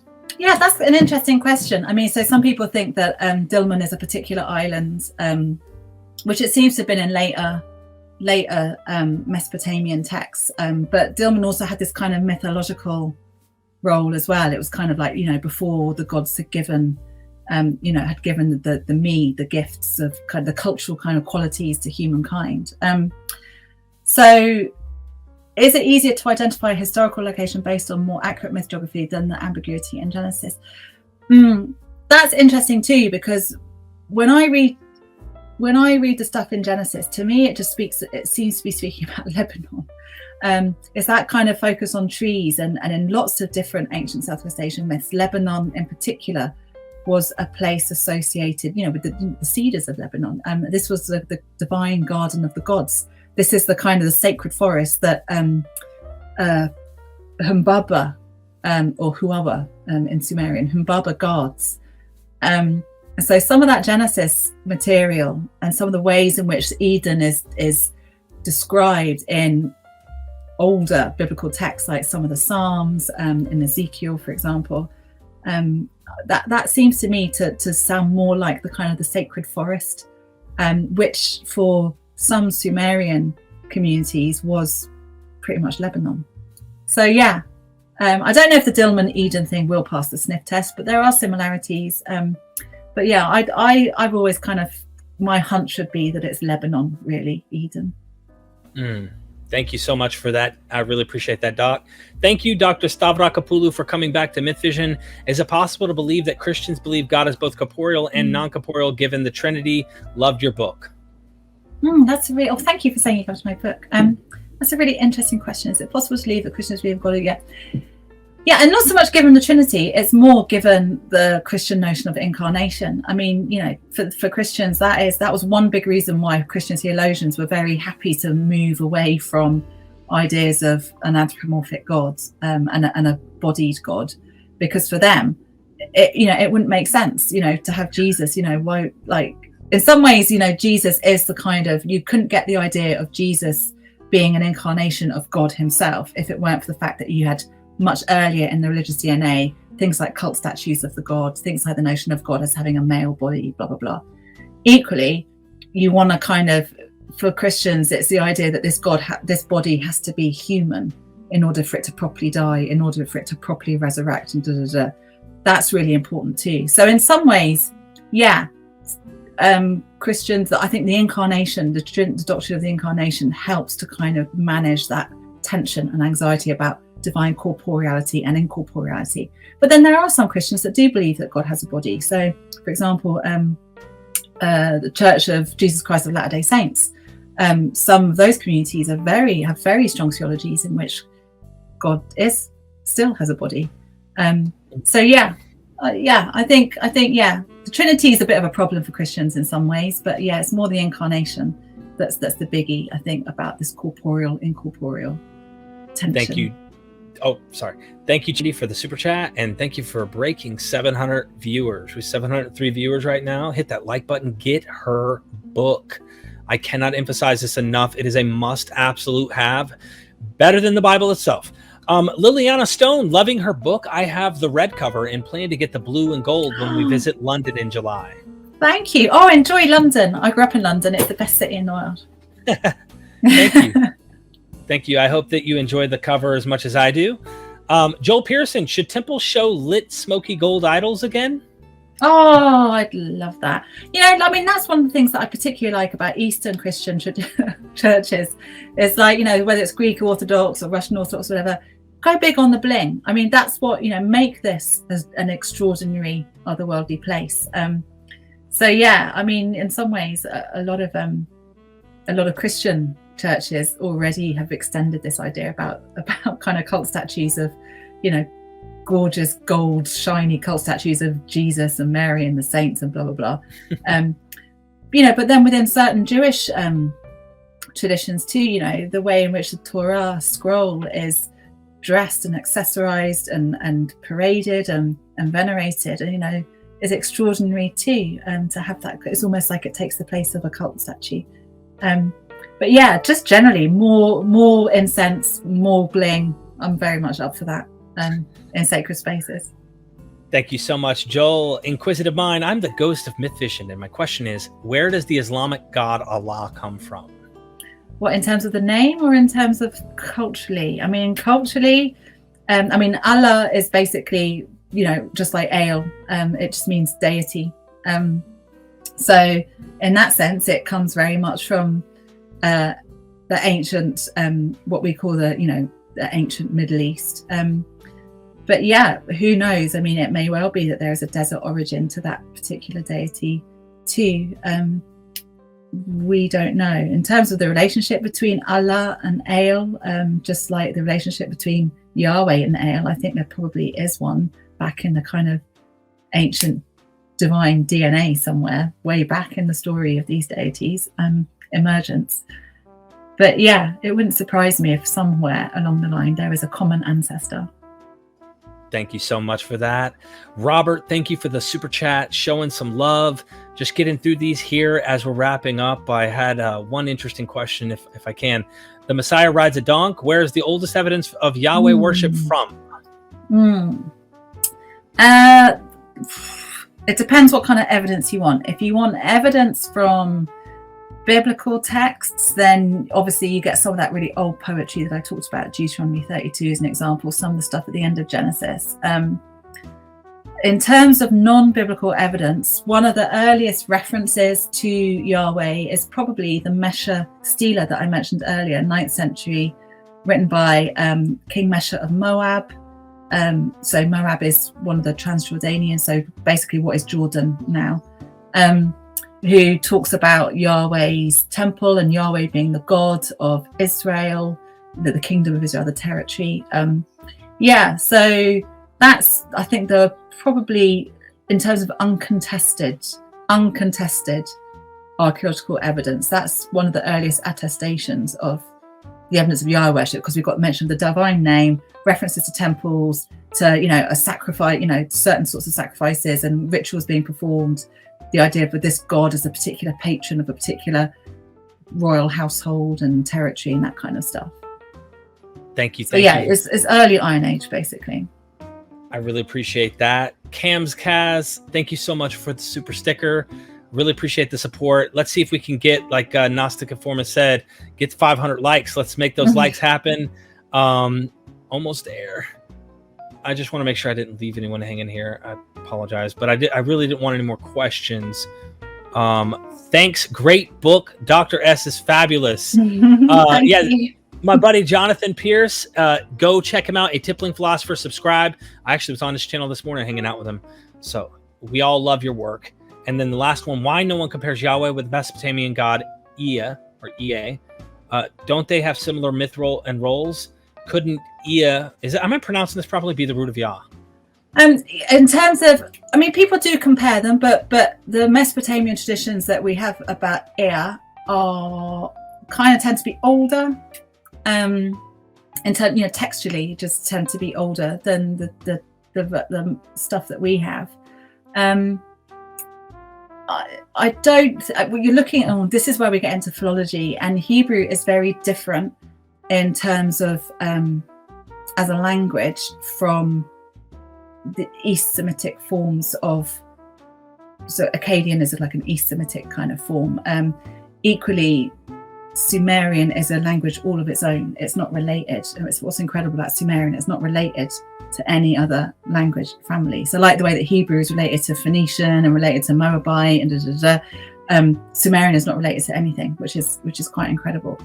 So people do kind of compare Yahweh with some high gods, but Yahweh is such a late player on the stage. By the time he pops up, early Iron Age, like Mesopotamian gods have been around for for hundreds and hundreds and hundreds of years. But yeah, it's an interesting question. I'm sure have a look at the work of Nicholas Wyatt, and who else would be helpful on this. Mark S. Smith might have some interesting stuff on those two deities. Thank you so much. Comms Kaz, always wonder why all the gods to choose from, why Yahweh, why that particular one. Will try and get the book. Definitely get the book. I would say the influence is obviously, well, it depends on the influence culturally you're speaking of, and Christianity has helped the West, if you will, overall try to reach that. Thank you so much for that super chat. Did you want to answer like why that particular one? Wouldn't you say it's just it became the most influential with the Christianity? I mean, in terms of why Yahweh in an ancient context, why was it Yahweh that particularly kind of rose to prominence? Because obviously El was kind of knocking around. It was part of a polytheistic context. How come this kind of prioritization of Yahweh? We don't really know. Partly, I suspect it's because Yahweh worship was very much tied to the political elites of statehood, and so was a patron deity, a personal patron deity to certain sorts of like royal families, like the Omrids in the Northern Kingdom of Israel. So I suspect that's why that deity gets promoted more and more and more, till eventually they become kind of the state deity. But yeah, I think it's primarily due to Christianity that it's because Christianity started off as a cult, a Jewish cult, and it's very difficult to really tell the difference, in some ways between Christianity and Judaism in Christianity's earliest kind of couple of centuries anyway. So yeah, it's once Christianity gets kind of once it's kind of approved of by the Roman Empire and becomes one of the kind of, I don't want to say state, kind of imperial religions, but it's basically becomes particularly promoted in the Roman Empire, that's when it really kicks off. My final question, and with the 718 people watch, please get her book, like this chat, leave a comment even after the live. What do you think about the Mount Ebal curse tablet that was discovered? Are we waiting for peer review, and do you think it's going to come up, is going to flop? What do you think's going to happen if you were going to predict? Do you think he's overstretching everything?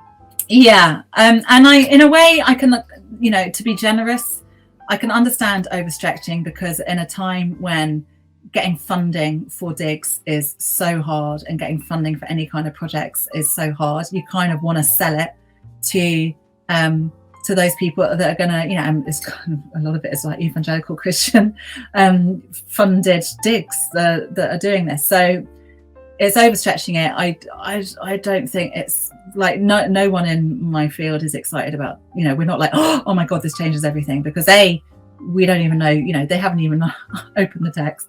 B, there's not enough to go on from what they do have. And C, never kind of say anything until we've had proper peer review. So, well, but yeah, I don't imagine it's going to set the world on fire, put it that way. My buddy's a Greek guy, and he's like, that's Greek, dude. You got to pronounce that right. Hit the note, pulu. Make sure you let him know, Exactly. So shout out Stephen Nelson. Thank you, my friend. Can you tell us just briefly your expertise as we go in? Because some fundamentalist is already triggered watching the title. Yeah, I'm a professor of Hebrew Bible and ancient religion at the University of Exeter in the UK. I did all my degrees, including my doctorate at Oxford University, and I worked there for a good few years. And yeah, I specialise in the ancient cultural contexts of the societies that gave rise to the Bible, including obviously the Hebrew Bible. A little bit of background about this book. I'm telling you right now, you will grow wings and go to heaven if you buy this book right now. I'm not kidding. I'm in North Carolina in the United States, which she was shocked when I showed the book. How did you get it? I don't know. Amazon sent this one to me. See, I have so here is the American one. You can see like there's publishers have different ideas about marketing and stuff. So the US one is, it's nice, but the UK one is bling. Like because you take us on a journey with the God's feet. In fact, I visualized half the things you said in the Bible, or in this book, about the Bible. And I don't know if I should have had my goggles on because a lot of it's X-rated, but you taking your shoes off and walking in the giant footprints of the gods at the base of the temple door, entering into the temple. And it made me think of the echoes of like Josephus saying that like God left the temple. Like it makes me think of things like that I never thought about. So your book was kind of trying to redigest or unlearn all of the things we have packaged on philosophically about God that did not exist biblically. Yeah, that's exactly the point of this book. I'm trying to say we need to see this ancient deity in his natural habitat.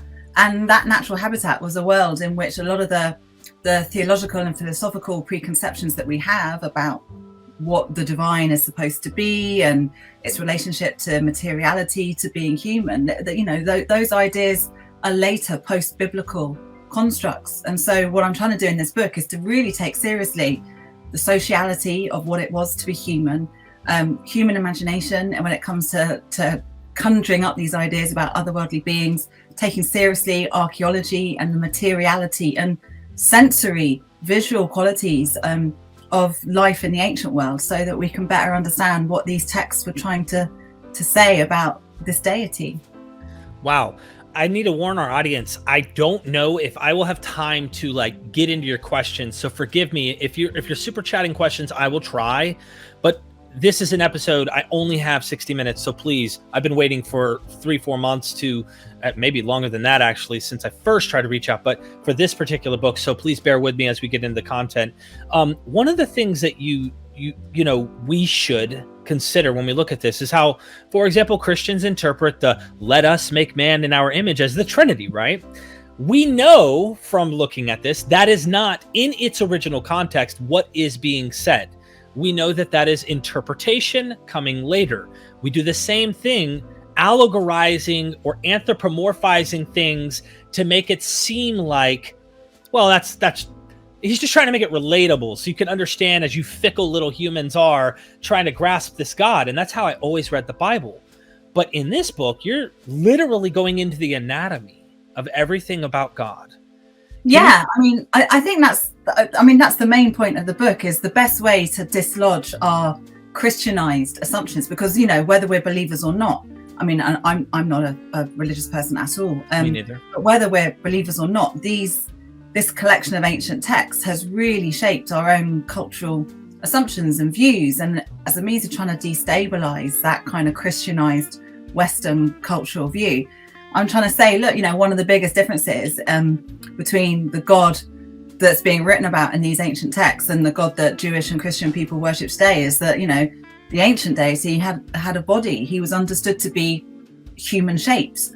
His body was far more kind of glamorous and much more hyper masculine in a lot of ways. But, you know, it was human shaped. So just as, you know, he is said to have created humans in his own image, it means it's a visual correspondence. That's what makes, you know, humans special according to this particular ideological worldview, is that we're better than animals because we're God-shaped, just as God is human-shaped. And so that's what I'm trying to explain in this book. So I tell the story of God, his early history, if you like, his early career, by anatomizing him. And I start with his feet and I work all the way up his body, to his genitals, his backside, his innards, his chest, his arms, his face, his hands, his legs, you know, the whole kind of package. Yeah, you do. You definitely do. I mean, it gets explicit in some places. I'm like, whoa, but that's the ancient world. So can you briefly, just for the sake of it, your book goes into depth, and I get it. Like we have to be brevities are what we have to run with here. God before the Bible is something you also deal with. And what I mean is the God that we see in the Bible wasn't originally in the Bible. This is something older. Can you briefly tell us about that and how that can maybe shape the picture of how we should view the God of the Bible? Yeah. So, like, you know, the short answer is that the texts that we have in the Hebrew Bible and the New Testament, but particularly in the Hebrew Bible, so Old Testament, were written over hundreds and hundreds and hundreds of years, and they've been reshaped and recrafted over time. But they're drawing on some of them are drawing on much older traditions and mythologies. And so the example that you gave, you know, some Christians read into God saying, "Let us make man in our own image." They read into that the notion of the Trinity. The Trinity is not even really a proper notion in the New Testament, let alone, obviously, it's not in the Hebrew Bible at all. So, you know, as I was saying, this God of Judaism and Christianity is a post-biblical creation. So the deity that we find reflected in these biblical texts is a deity who was very much part and parcel of a polytheistic system. He wasn't this solitary deity. He was networked into a much broader household, if you like, of deities. We have one particular text in the book of Deuteronomy. It's a very old piece of almost like fossilized poetry that sort of speaks of a mythology whereby Yahweh, who becomes known, you know, as the God of Israel, the God of the Bible, was originally a son. You know, he had a dad.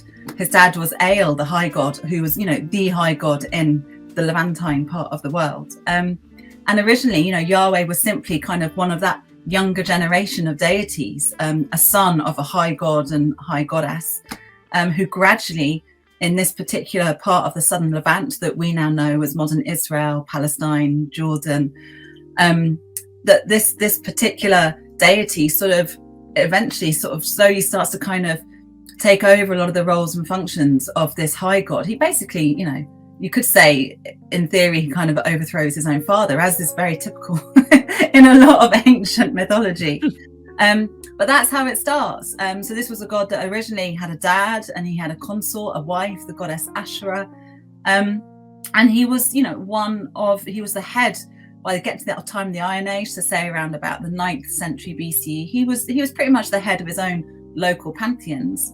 But there were other deities and divine beings worshipped alongside him in those pantheons. So a lot of the regulations that we read in the Bible, you shall not have any other gods, I'm a jealous God, these are all later reflections of a prioritization of this deity that have been retrojected back into the story of the religious past that the Bible presents. So yeah, it's a very different kind of divine world, if you like, than the one that we might imagine. If I were to put a guess on this, because scholars don't like guessing, but for the sake of guessing, because you wouldn't put this in paper and say this is the truth.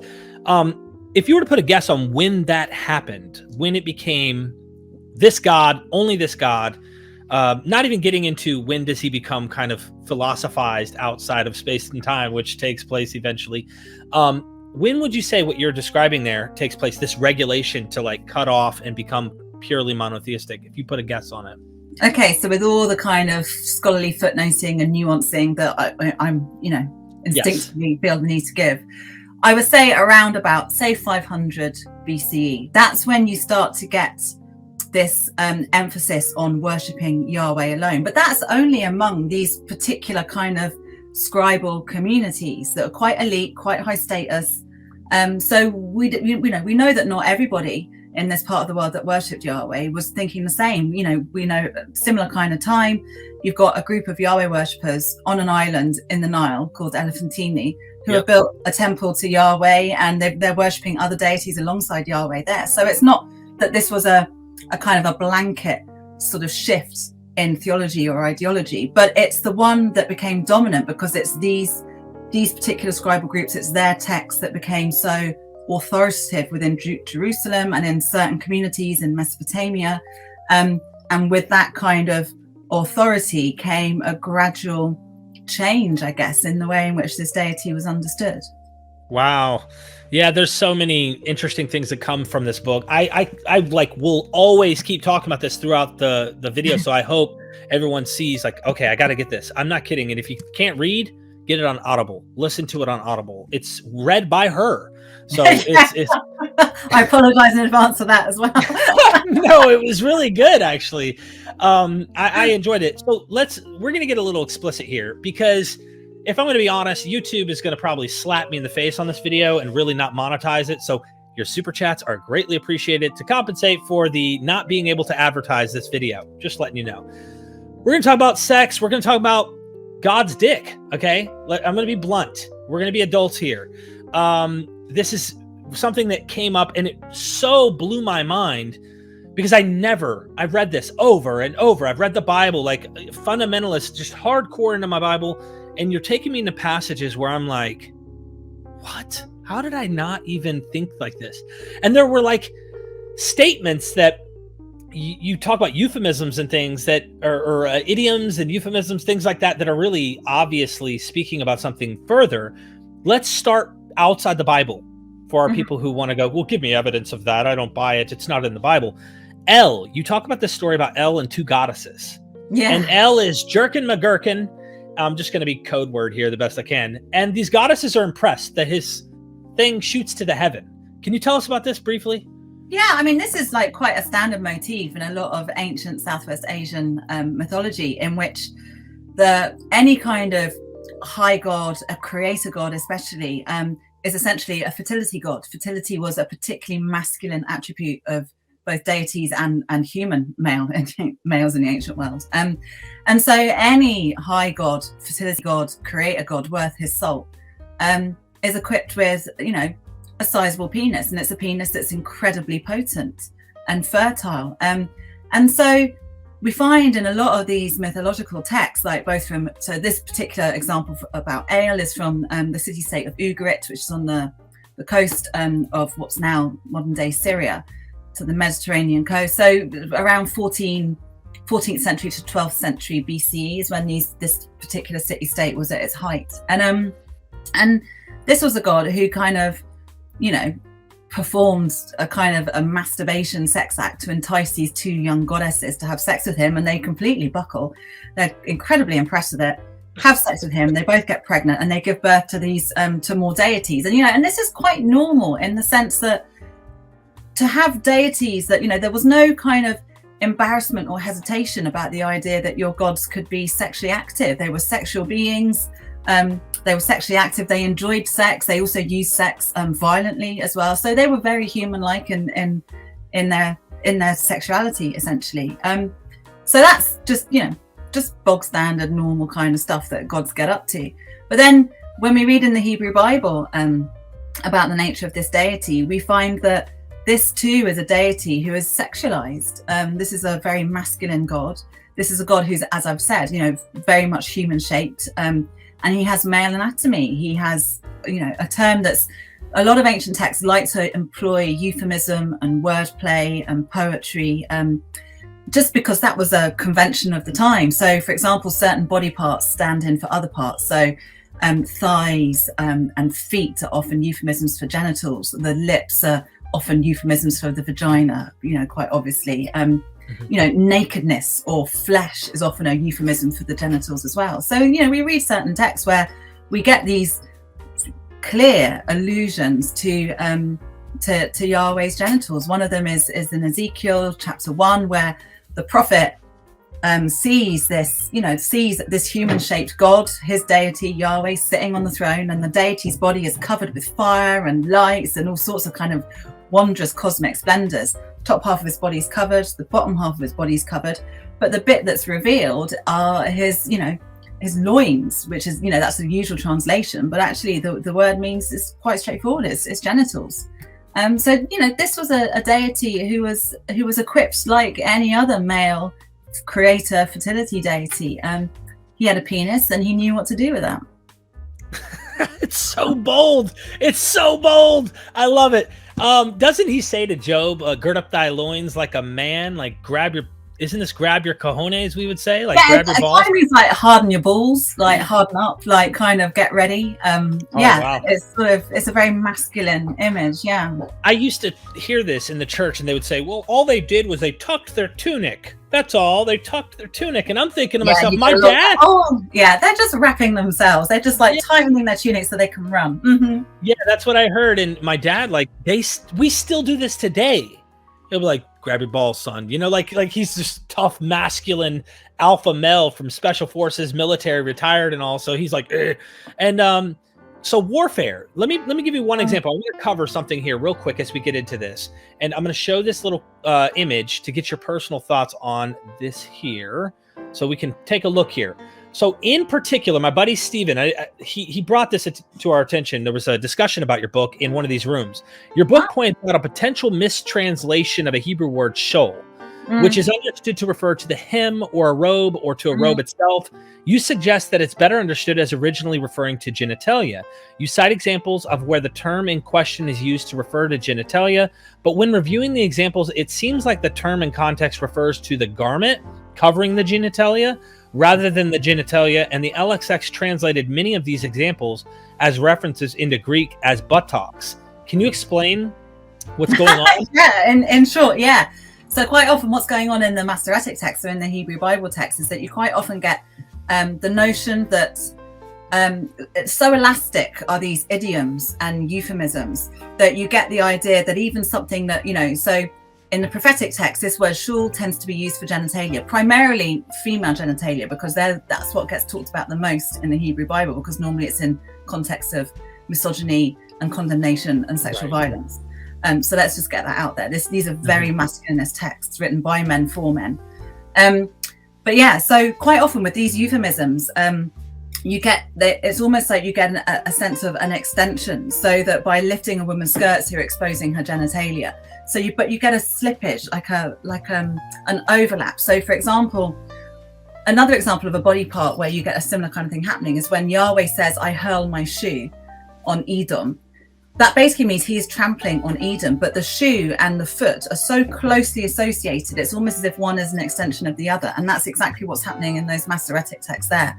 By the time you get to the Greek translation, so the Septuagint, which is produced around the 3rd to 2nd centuries BCE, by the time you're getting to that kind of context, you're already starting to have this real resistance towards both the idea of a bodily deity, but also a resistance towards the idea of a discomfort, much more of a discomfort with these sorts of explicit body parts, these kind of genital body parts. And so you get layer upon layer upon layer of euphemism building, if you like, an interpretation. Wow. Yeah, I could see them hiding this. You mentioned the bow, right? I'm going into certain examples that I thought were interesting as I read along. The bow that is the promise, I will not flood any longer, right? This rainbow. It represents a war bow too. Yeah. Sex and war are related. Sex and war. My question was simply, is that bow a euphemism for God's penis? Yeah, but it's a euphemism, but it's also again, it's kind of doing double duty, a bit like the example we just talked about. So a lot of scholars agree that a lot of that Genesis material early on that talks about creation and the flood is obviously riffing off much older Mesopotamian stories. So, we all know there were older versions of the flood story that was circulating around, much older. So in one of those collections of mythological ideas about the origins of the world is the story of Marduk, the god of Babylon, who defeats Tiamat, this shape-shifting kind of primeval goddess of salt water. And he defeats her with various, the world is created, the cosmos is created from her dismembered body parts, basically. But in the process of that battle, one of the things that Marduk uses against her is his war bow called Deluge. And quite often Babylonian scribes would just summarize the story by just saying, Tiamat, who Marduk defeated with his penis. So his war bow was equated with his penis. They were both symbols of ferocious, hyperpotent, aggressive masculinity. And these were, the bow is a penetrative weapon. I mean, you don't need to be a genius to kind of follow through the idiom in that sense.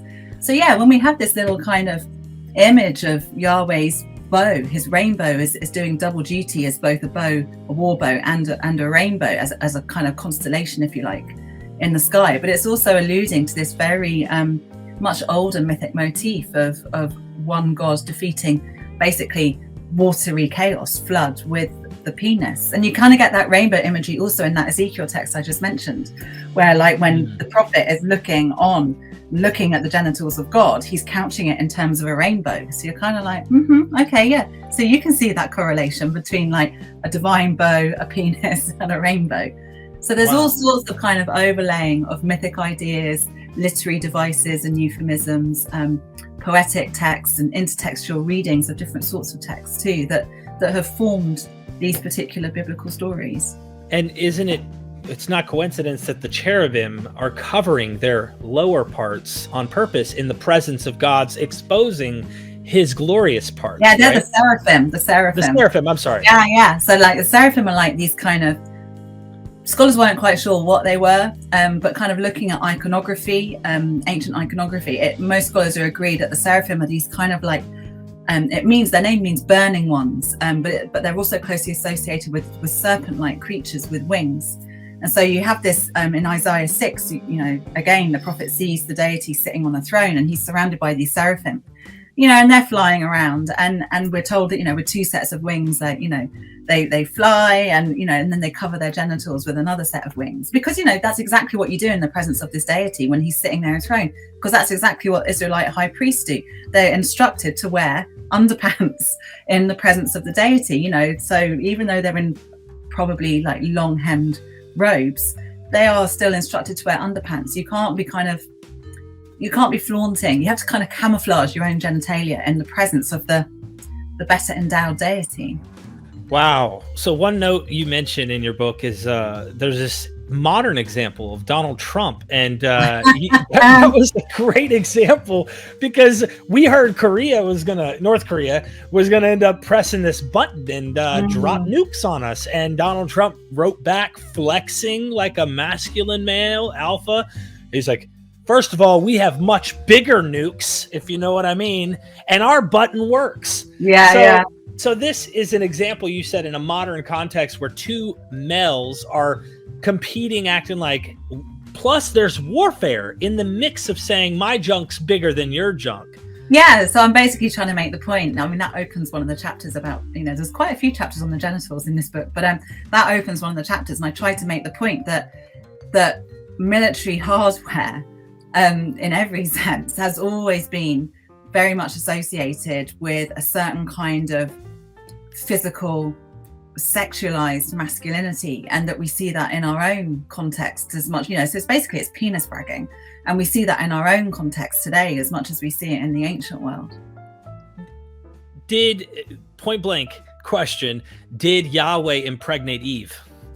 Your book gets into something like this as well, so it sounds like the language implies there is the potential to wonder as to whether there is, lying behind that story of Eve, is there basically goddess myths. I mean, she shares, she is the mother of all living, which is a title that's very similar to a title of Yahweh, of Aal's wife, who later becomes Yahweh's wife, if you like, at Ugarit.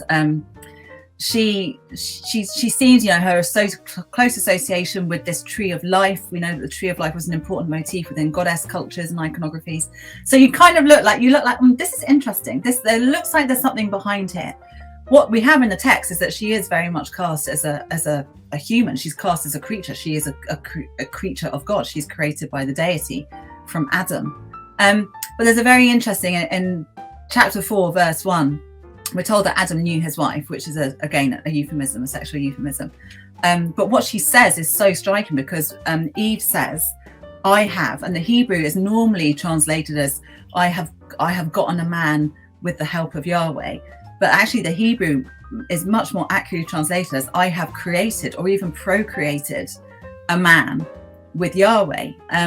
It's using a particular Hebrew root that has a cognate in Ugaritic, which is the language, and that's the word that a lot of goddesses use in talking about this kind of the perpetuation, the creation and perpetuation of life. So it's interesting. So it's kind of, it hints at a backstory. So I'm not saying yes, that's what it definitely says in the text. I'm saying it hints at an interesting backstory, perhaps, that perhaps Yahweh fathered the first child. I mean, Yahweh is a fertility god.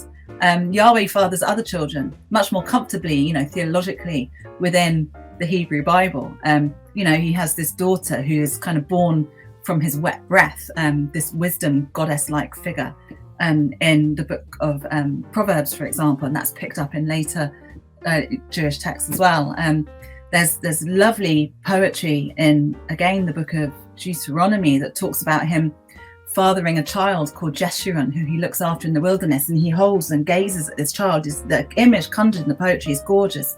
He's looking at this child so intently, and he says, "You became," what's normally translated as, "This little boy was the apple of my eye." We use an English idiom to render a Hebrew idiom, which much more literally means, "I gazed upon you like the little man in my eyes." So it's referring to that little reflection you can see, when you're like up close, really close to something, you can see yourself reflected in someone's eyeball. Mm-hmm. That's that image. It's God's eyeball. It's like he can see this little child imprinted.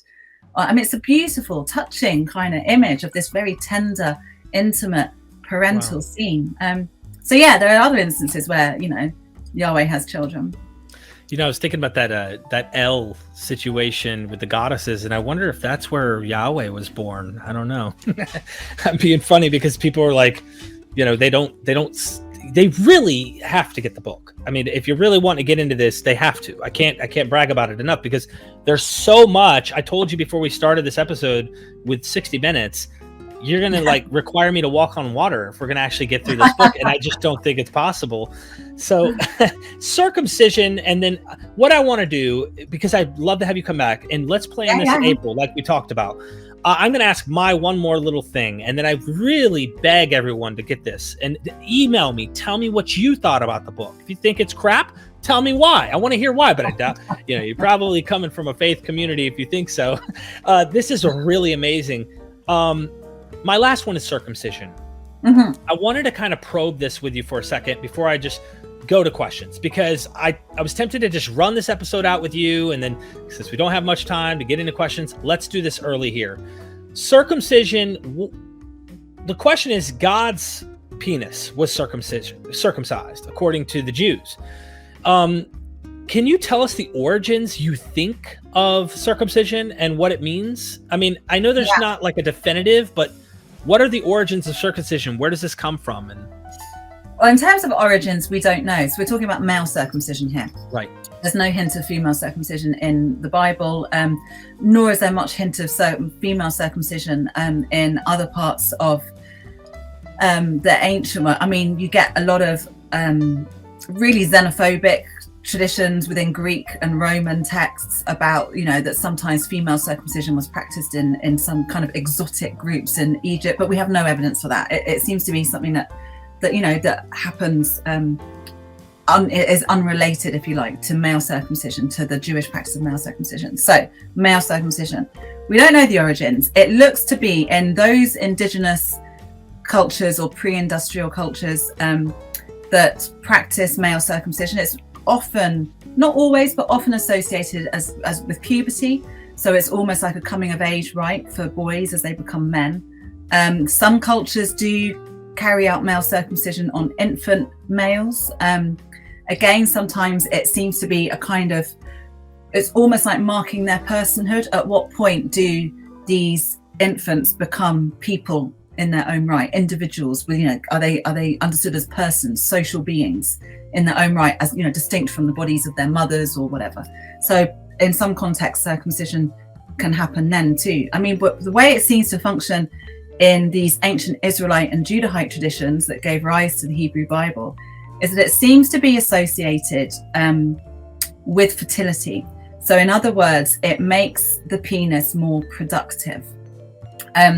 So for example, just as fruit trees in the book of Leviticus, I said, the Israelites were instructed in the Torah to circumcise their fruit trees after a certain number of years, because it will give a bigger yield, it will give a bigger crop of fruit.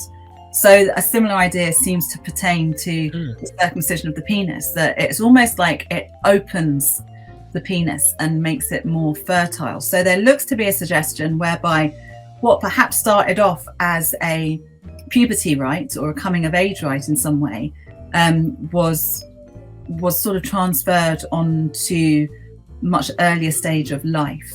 The other interesting thing about circumcision is that it seems to play a part in counteracting the dangerous impurity of postpartum blood. So when a woman, in the Torah regulations, when a woman gives birth to a baby, she's unclean for a set number of days and then a set number of weeks after that. If she gives birth to a baby boy, her time being unclean is shorter than if she gives birth to a baby girl.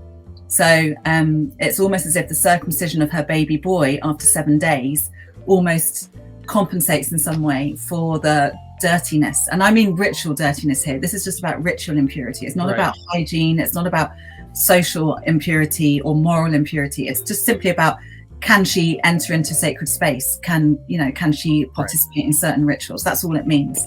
But yes, it looks like male circumcision plays a big role in both fertility ideas, but also ideas about ritual purity. I also wanted to ask you in that vein about child sacrifice that gets, I see that circumcision seems to kind of replace it in a way. It becomes one of the things. Yeah. So again, in the Torah, my doctoral dissertation was on child sacrifice, and that was my first book.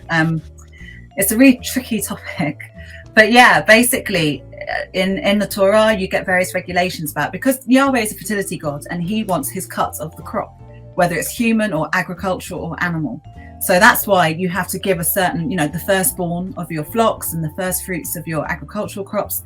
And you also, by, same reckoning, owe him the firstborn of your children, because he is the fertility god. He has rendered you fertile to have these children, these animals, these crops. So circumcision on the 8th day which is when you're meant to offer up the firstborn animals and the first crops.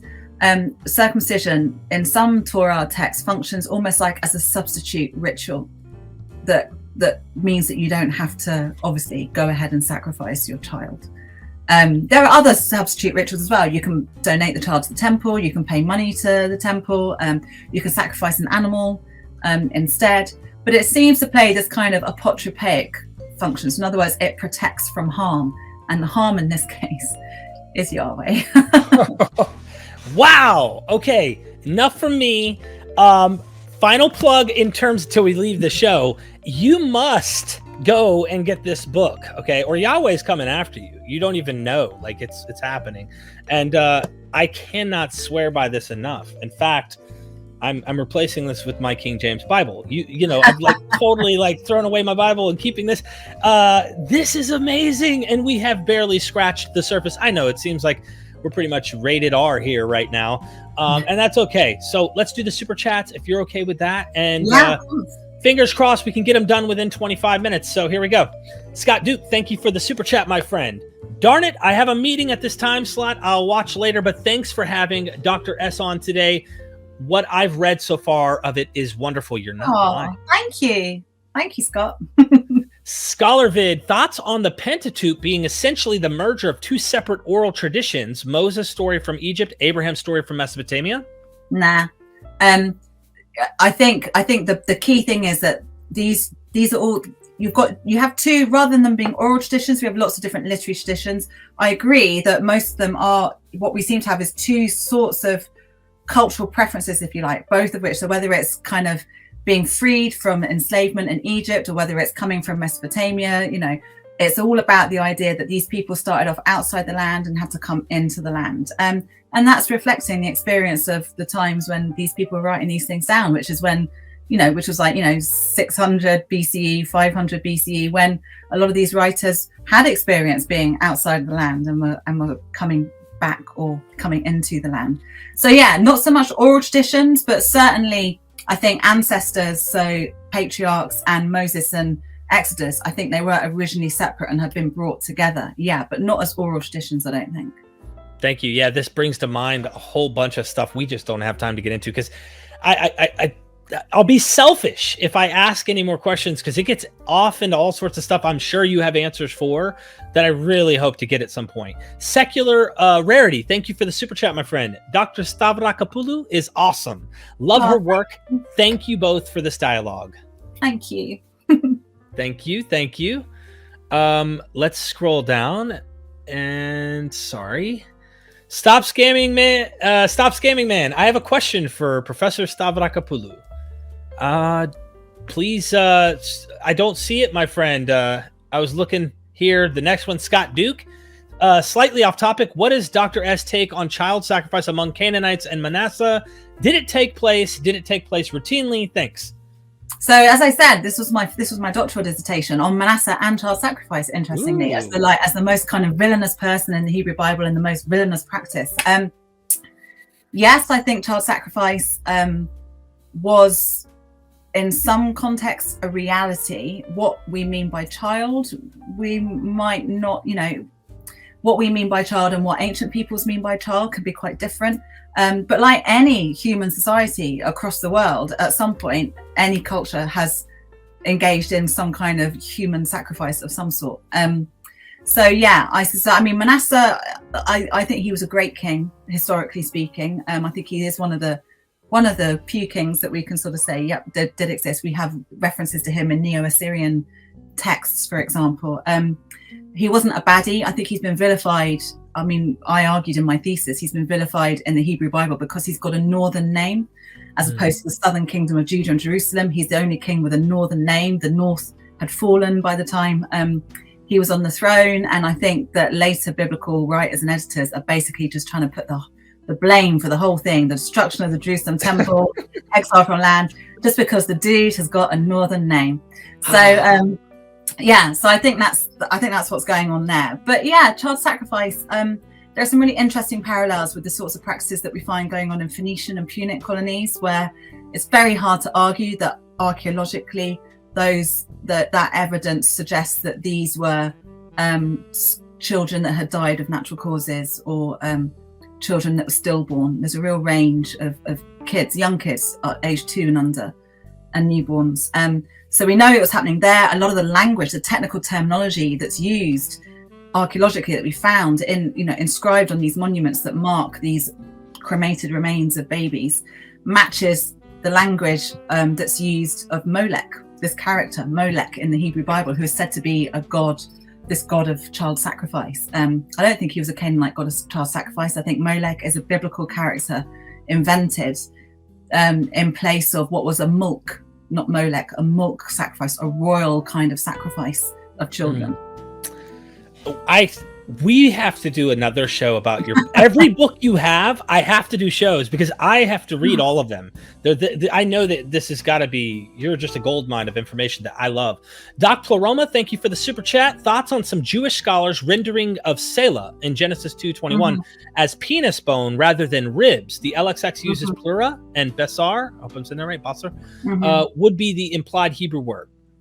Yeah, well, it's a really interesting discussion. What we have in the Hebrew text is a word that basically means side. What some scholars have argued, and in the Greek, it suggests it's some kind of fleshy bit. It's a side or a fleshy bit.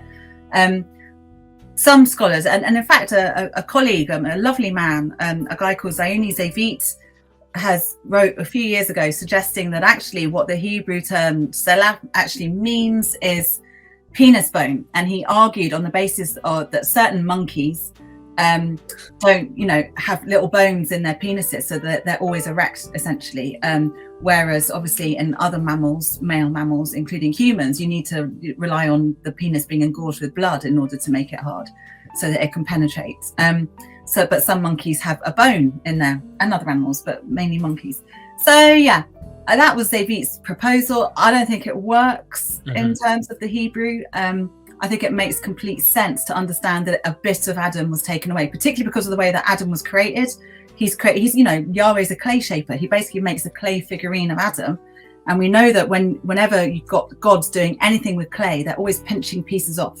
So the goddesses in one of the myths about, in Atrahasis, about the creation of humans, with the god Enki and the goddess Mammi, she basically pinches off 14 pieces of clay, and then they create 7 males and 7 females. And so I think here we've got that image of Yahweh kind of pinching off a bit of the fleshy clay, the side of Adam, to create Eve. So I think that's what's probably going on in the Hebrew. There's so much here that I'd love to get into, but this is amazing to think about here in particular. I just did one with Dr. Joshua Bowen and Kip Davis on this topic, where we were talking about, is it a rib? Is it this? Is it that? And really interesting. Thank you for that answer. Melody Joy, super sticker. Thank you, sweetheart. I really appreciate the support and always cheerleading in the stands, helping me motivate me and keep me going. I appreciate it. Stop Scamming Man, what are your thoughts on the historicity of David in light of how 1st and 2nd Samuel seems to be making clumsy attempts to alibi David? There's definitely a David rehabilitation thing going on in the books of Samuel and Kings. I mean, that's interesting. We were talking about the differences between were there escape from Egypt traditions with Moses, and were there patriarchal traditions about coming from Mesopotamia that brought together? Yeah, I think so. In this case, I think what we've got is almost like we had 2 separate traditions about who built the Jerusalem temple. Was it David or was it Solomon? And they've been deliberately brought together, and Solomon has become David's son. I think that's my opinion as to what's happening. In terms of historicity of David, we don't have enough evidence. I don't care what other biblical scholars say about the dating of a particular step structure in Jerusalem. That doesn't prove that King David existed. I think King David is more like a legendary figure, a bit like in England, we've got this idea of King Arthur, who, may well be a combination of based on some kind of local chieftain and, mixed in with lots of other traditions of folklore and magical places. I think we've got a similar kind of thing going on with David. But, the fact is that, he becomes the legendary ancestor of this royal house in Jerusalem, just like Jacob is the legendary ancestor of the people Israel. So it's not to say that, you know, that David, you know, the house of David wasn't an important notion in Iron Age Judah. I think it probably was, but I don't think the books of Samuel can tell us anything about the historicity of David. Okay, I must ask in the vein of this question. Thank you for reminding me. There's a million questions I have, and that's how bad it is. Trying to interview you is like sifting through 1,000 questions I have, and it's like, which one do I pick? You got into all of this initially because of Jesus studies, and that is something that really piqued my interest initially. You were like, hey, I wanted to possibly figure this out. So I'm putting you on the spot here. I'm putting you on the spot. I got to get your about Jesus historicity, because I was hardcore mythicist. Eileen, there was a guy.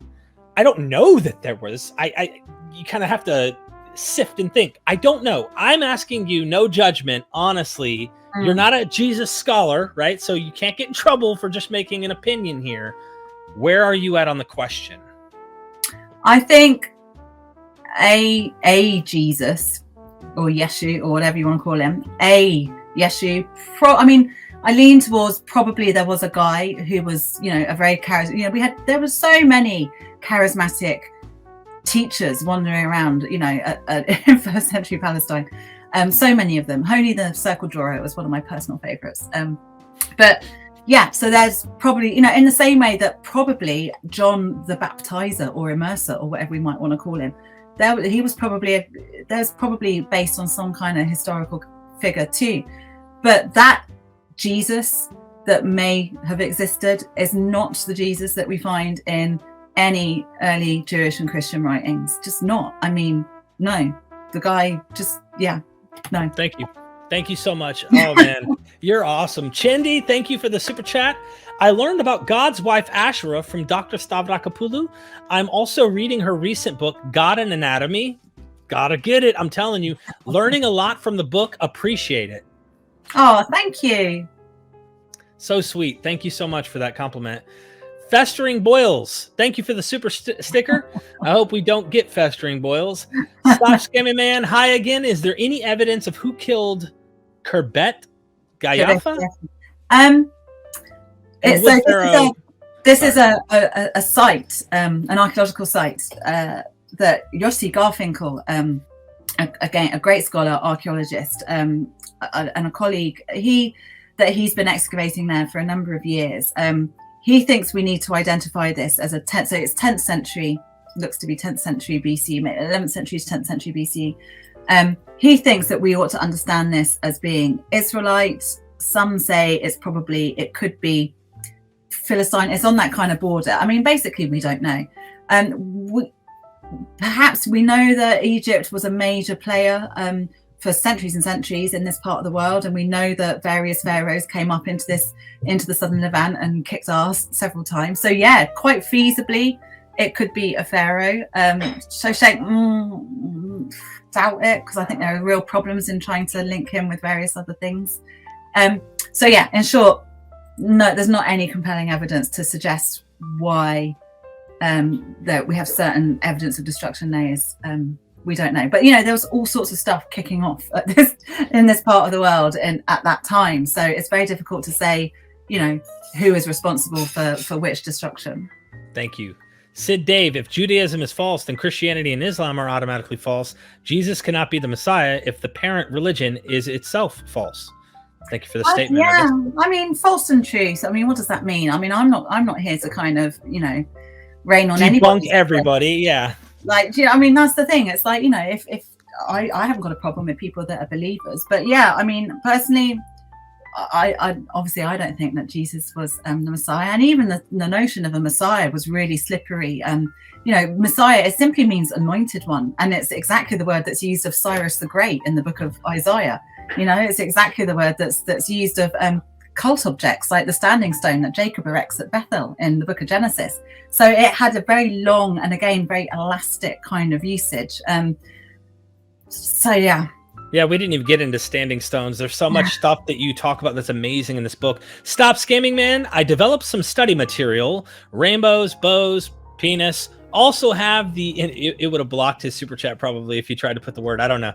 Also have what is this? Oxyrhynchus papyri. Yeah, so this is a site in Egypt. It's basically an ancient rubbish dump.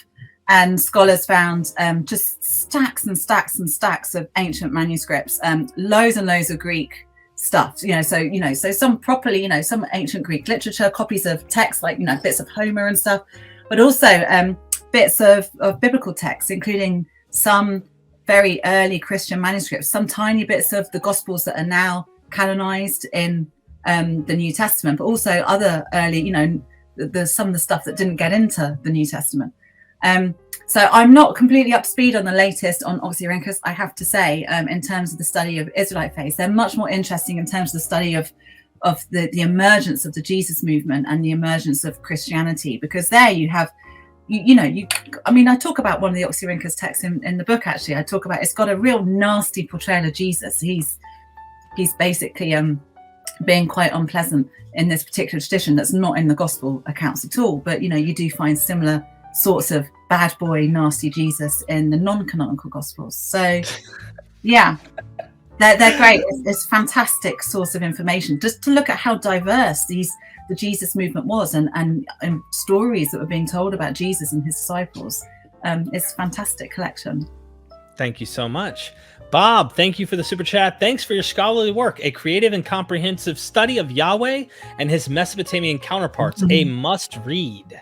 That's why I wrote it. Partly it's because there are so many people out there that are so interested, and you don't get told this kind of stuff. That's why I went to university, because I was never told this stuff, and it was the stuff that I wanted to find out about.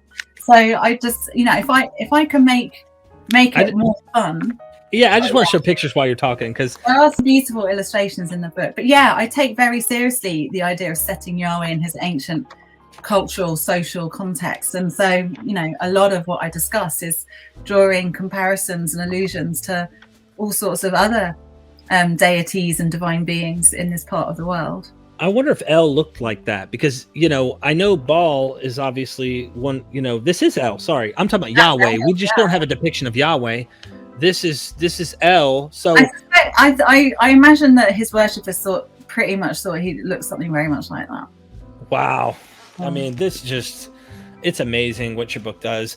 David, thank you for the super chat. Wow, thank you both for all the great work. Really enjoying the conversation. I'll definitely be getting the book. Question, was God circumcised? I think. Yeah, the answer to that is the early rabbis said, yeah, of course he was. That's why we know that, the early rabbis were much more comfortable. So, so they're writing around, say the 1st century, 2nd century CE, up to around, 6th century. And they're really comfortable with the idea of a corporeal God, really comfortable. And one of the reasons why we know that they thought that God was circumcised is because the rabbis were kind of scratching their heads and having these big debates. They were worrying about the fact that Adam and Noah aren't said to be circumcised in the Bible. So what does that mean? That's terrible. Does that mean that God created Adam circumcised or uncircumcised? The rabbis were really kind of anxious about this. And they, and the answer was quite simple. The answer was, well, it tells us in the text, it says, and God created man in his own image. And they said, well, so he must have created Adam circumcised, because we know that God was circumcised. So, that's typical. I love that. It's typical rabbinic reasoning. Exactly.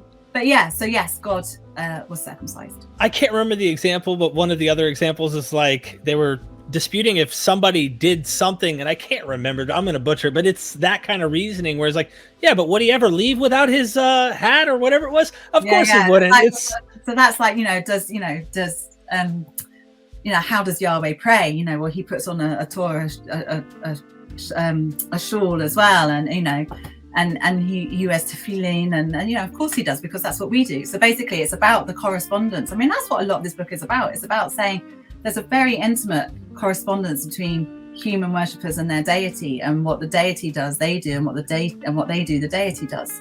And so and that's what makes it really fun. Isn't it a much better way of thinking about God than like the kind of boring kind of like, oh, he's not really there, and do you know what I mean? It's just like, it's much more engaging. And that's the point. This socialized the deity. Like, how do you have a social relationship with either an imaginary being or an abstract? Well, you can't. And so you socialize by means of body language and body talk and conjuring a visual idea that this God had a body. And that's exactly what these ancient worshippers did, like any other ancient worshippers worshipping their deities.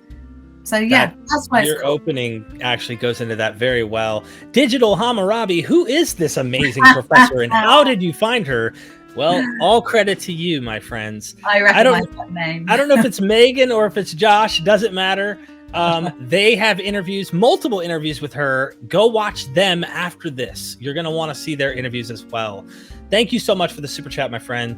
Let's try and wrap this up as we get through these, because you only have like 7 minutes or so. Back Rent, thanks for all you do. Keep up the strong work, both of you. Thank you so much. Thank you. Appreciate it. I was going to mention a couple things, but let's see if we can get through these and then boom. Aramgard, thoughts on the story of Jacob wrestling with God? Oh, it's a great story.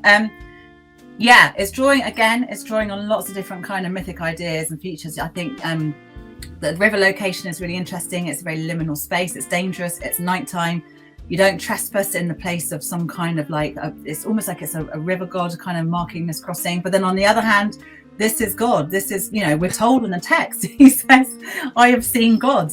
And God says, all right, I'll let go of you. And actually in that story, when Jacob gets when he gets hurt in the hip. I was going to ask you. It's not the hip. God basically goes for the ghoulies. Oh, wow.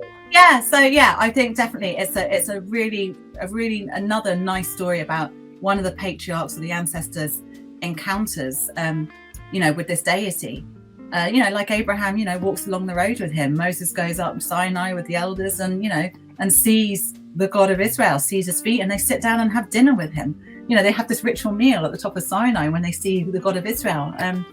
It's great stuff. It's amazing stuff in these texts. I just wish people could see it for, see what it says. It's there in the text. It's so much more amazing knowing everybody has an outside of space and time. And it's like, have you been reading your book? Have you actually read your own book? Anyway, Bob, can you elaborate on what you call the radical form of pantheon reduction that occurred among the Israelites? Over what period did this take place? Yeah, see, this is what we just don't know about. So I'd say around about, 5th century BCE. So the Jerusalem temple was destroyed. But before that, and that really, when you get temple destruction, and don't forget, these texts are written by elite high status scribal groups. So they're not reflective of the whole, of the general kind of, man and woman in the street. Or on their farms, more to the point.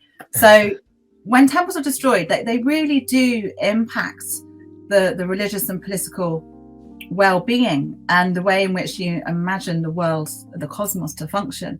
And so you either say that your God has been defeated, or you say that, your God has done this to you on purpose. And that's the way that, particularly when the Jerusalem temple was destroyed in the 6th century BCE by the Babylonians, that's the way that these elites, the part of this temple community who were exiled to Mesopotamia, that's how a lot of them tried to understand it. They said, well, God must have done this on purpose. He's deliberately abandoned us. And that's what we read in the book of Ezekiel. You get this image of Yahweh on his mobile throne with wheels and, cherubim wheeling himself out of the temple to kind of abandon it. The Ark of the Covenant, you also say, potentially was his throne. Yeah, exactly. So it's already a mobile deity. And gods very often did abandon their temples because they were pissed off with their worshippers. Because worshippers, humans screw up all the time and the gods don't like it.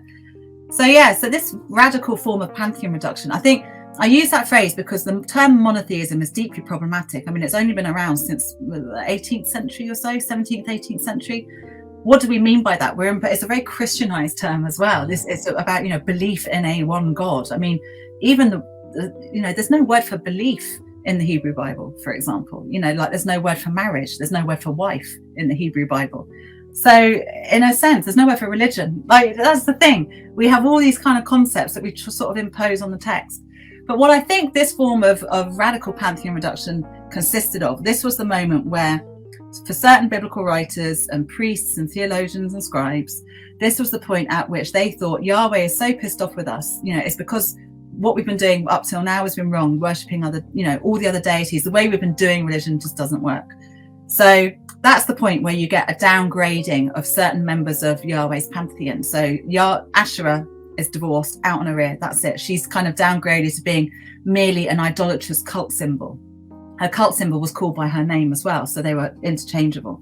Other sorts of deities get downgraded. So what the beings that later appear as the archangels, Gabriel and Raphael, I mean, these look to be downgraded, demoted versions of what were originally deities, minor deities probably, in an earlier form of an Israelite pantheon.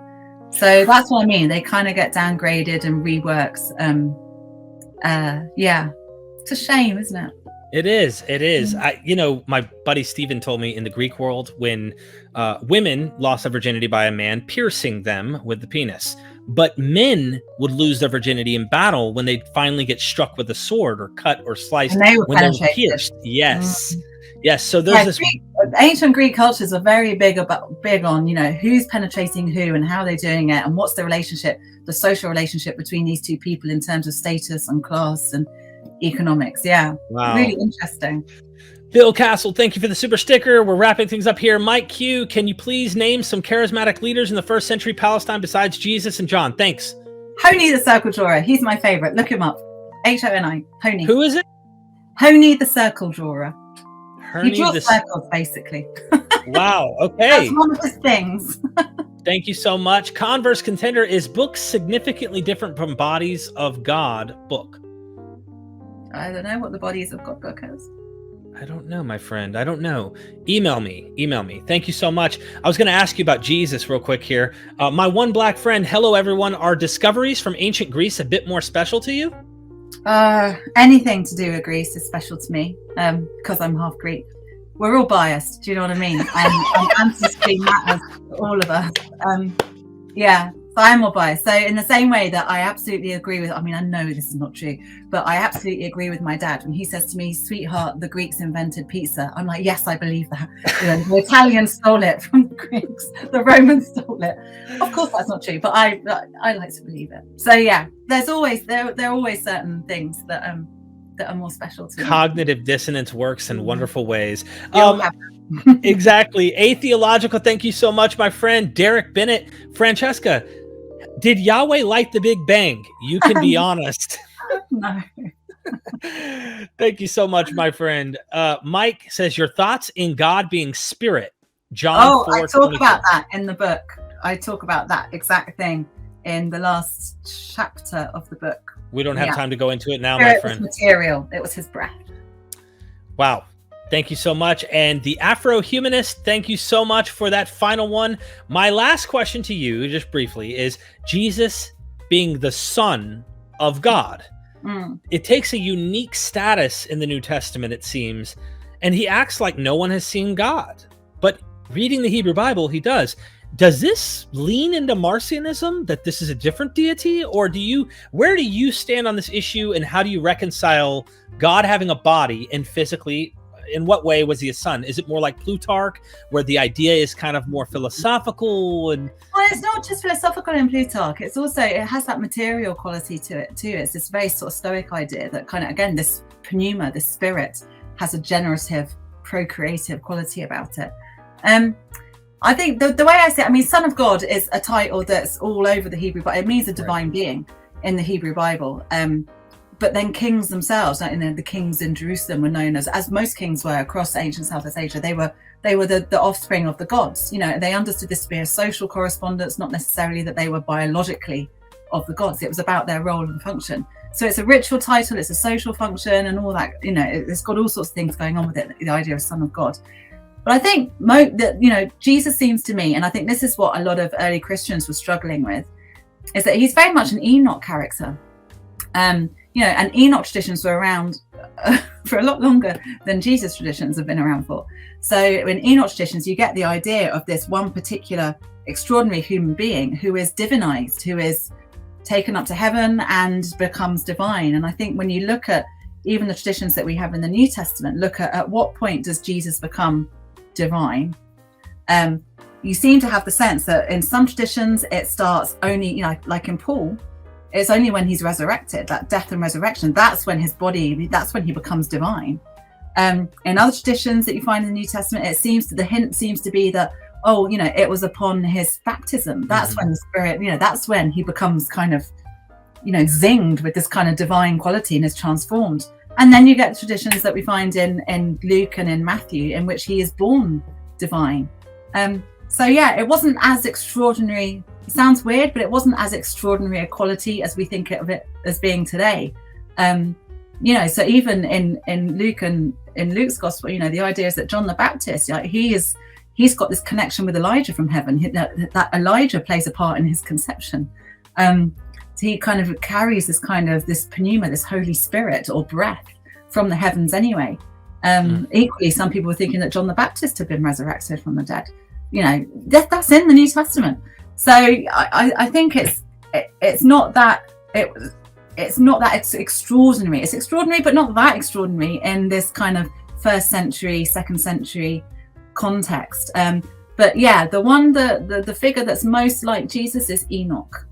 And those traditions have been circulating since at least the 3rd century BCE, if not longer. Wow. Scott Duke said, I'm back. What did I miss? We'll start over for you, my friend. No, seriously. Francesca, thank you so much. Everybody, go get the book.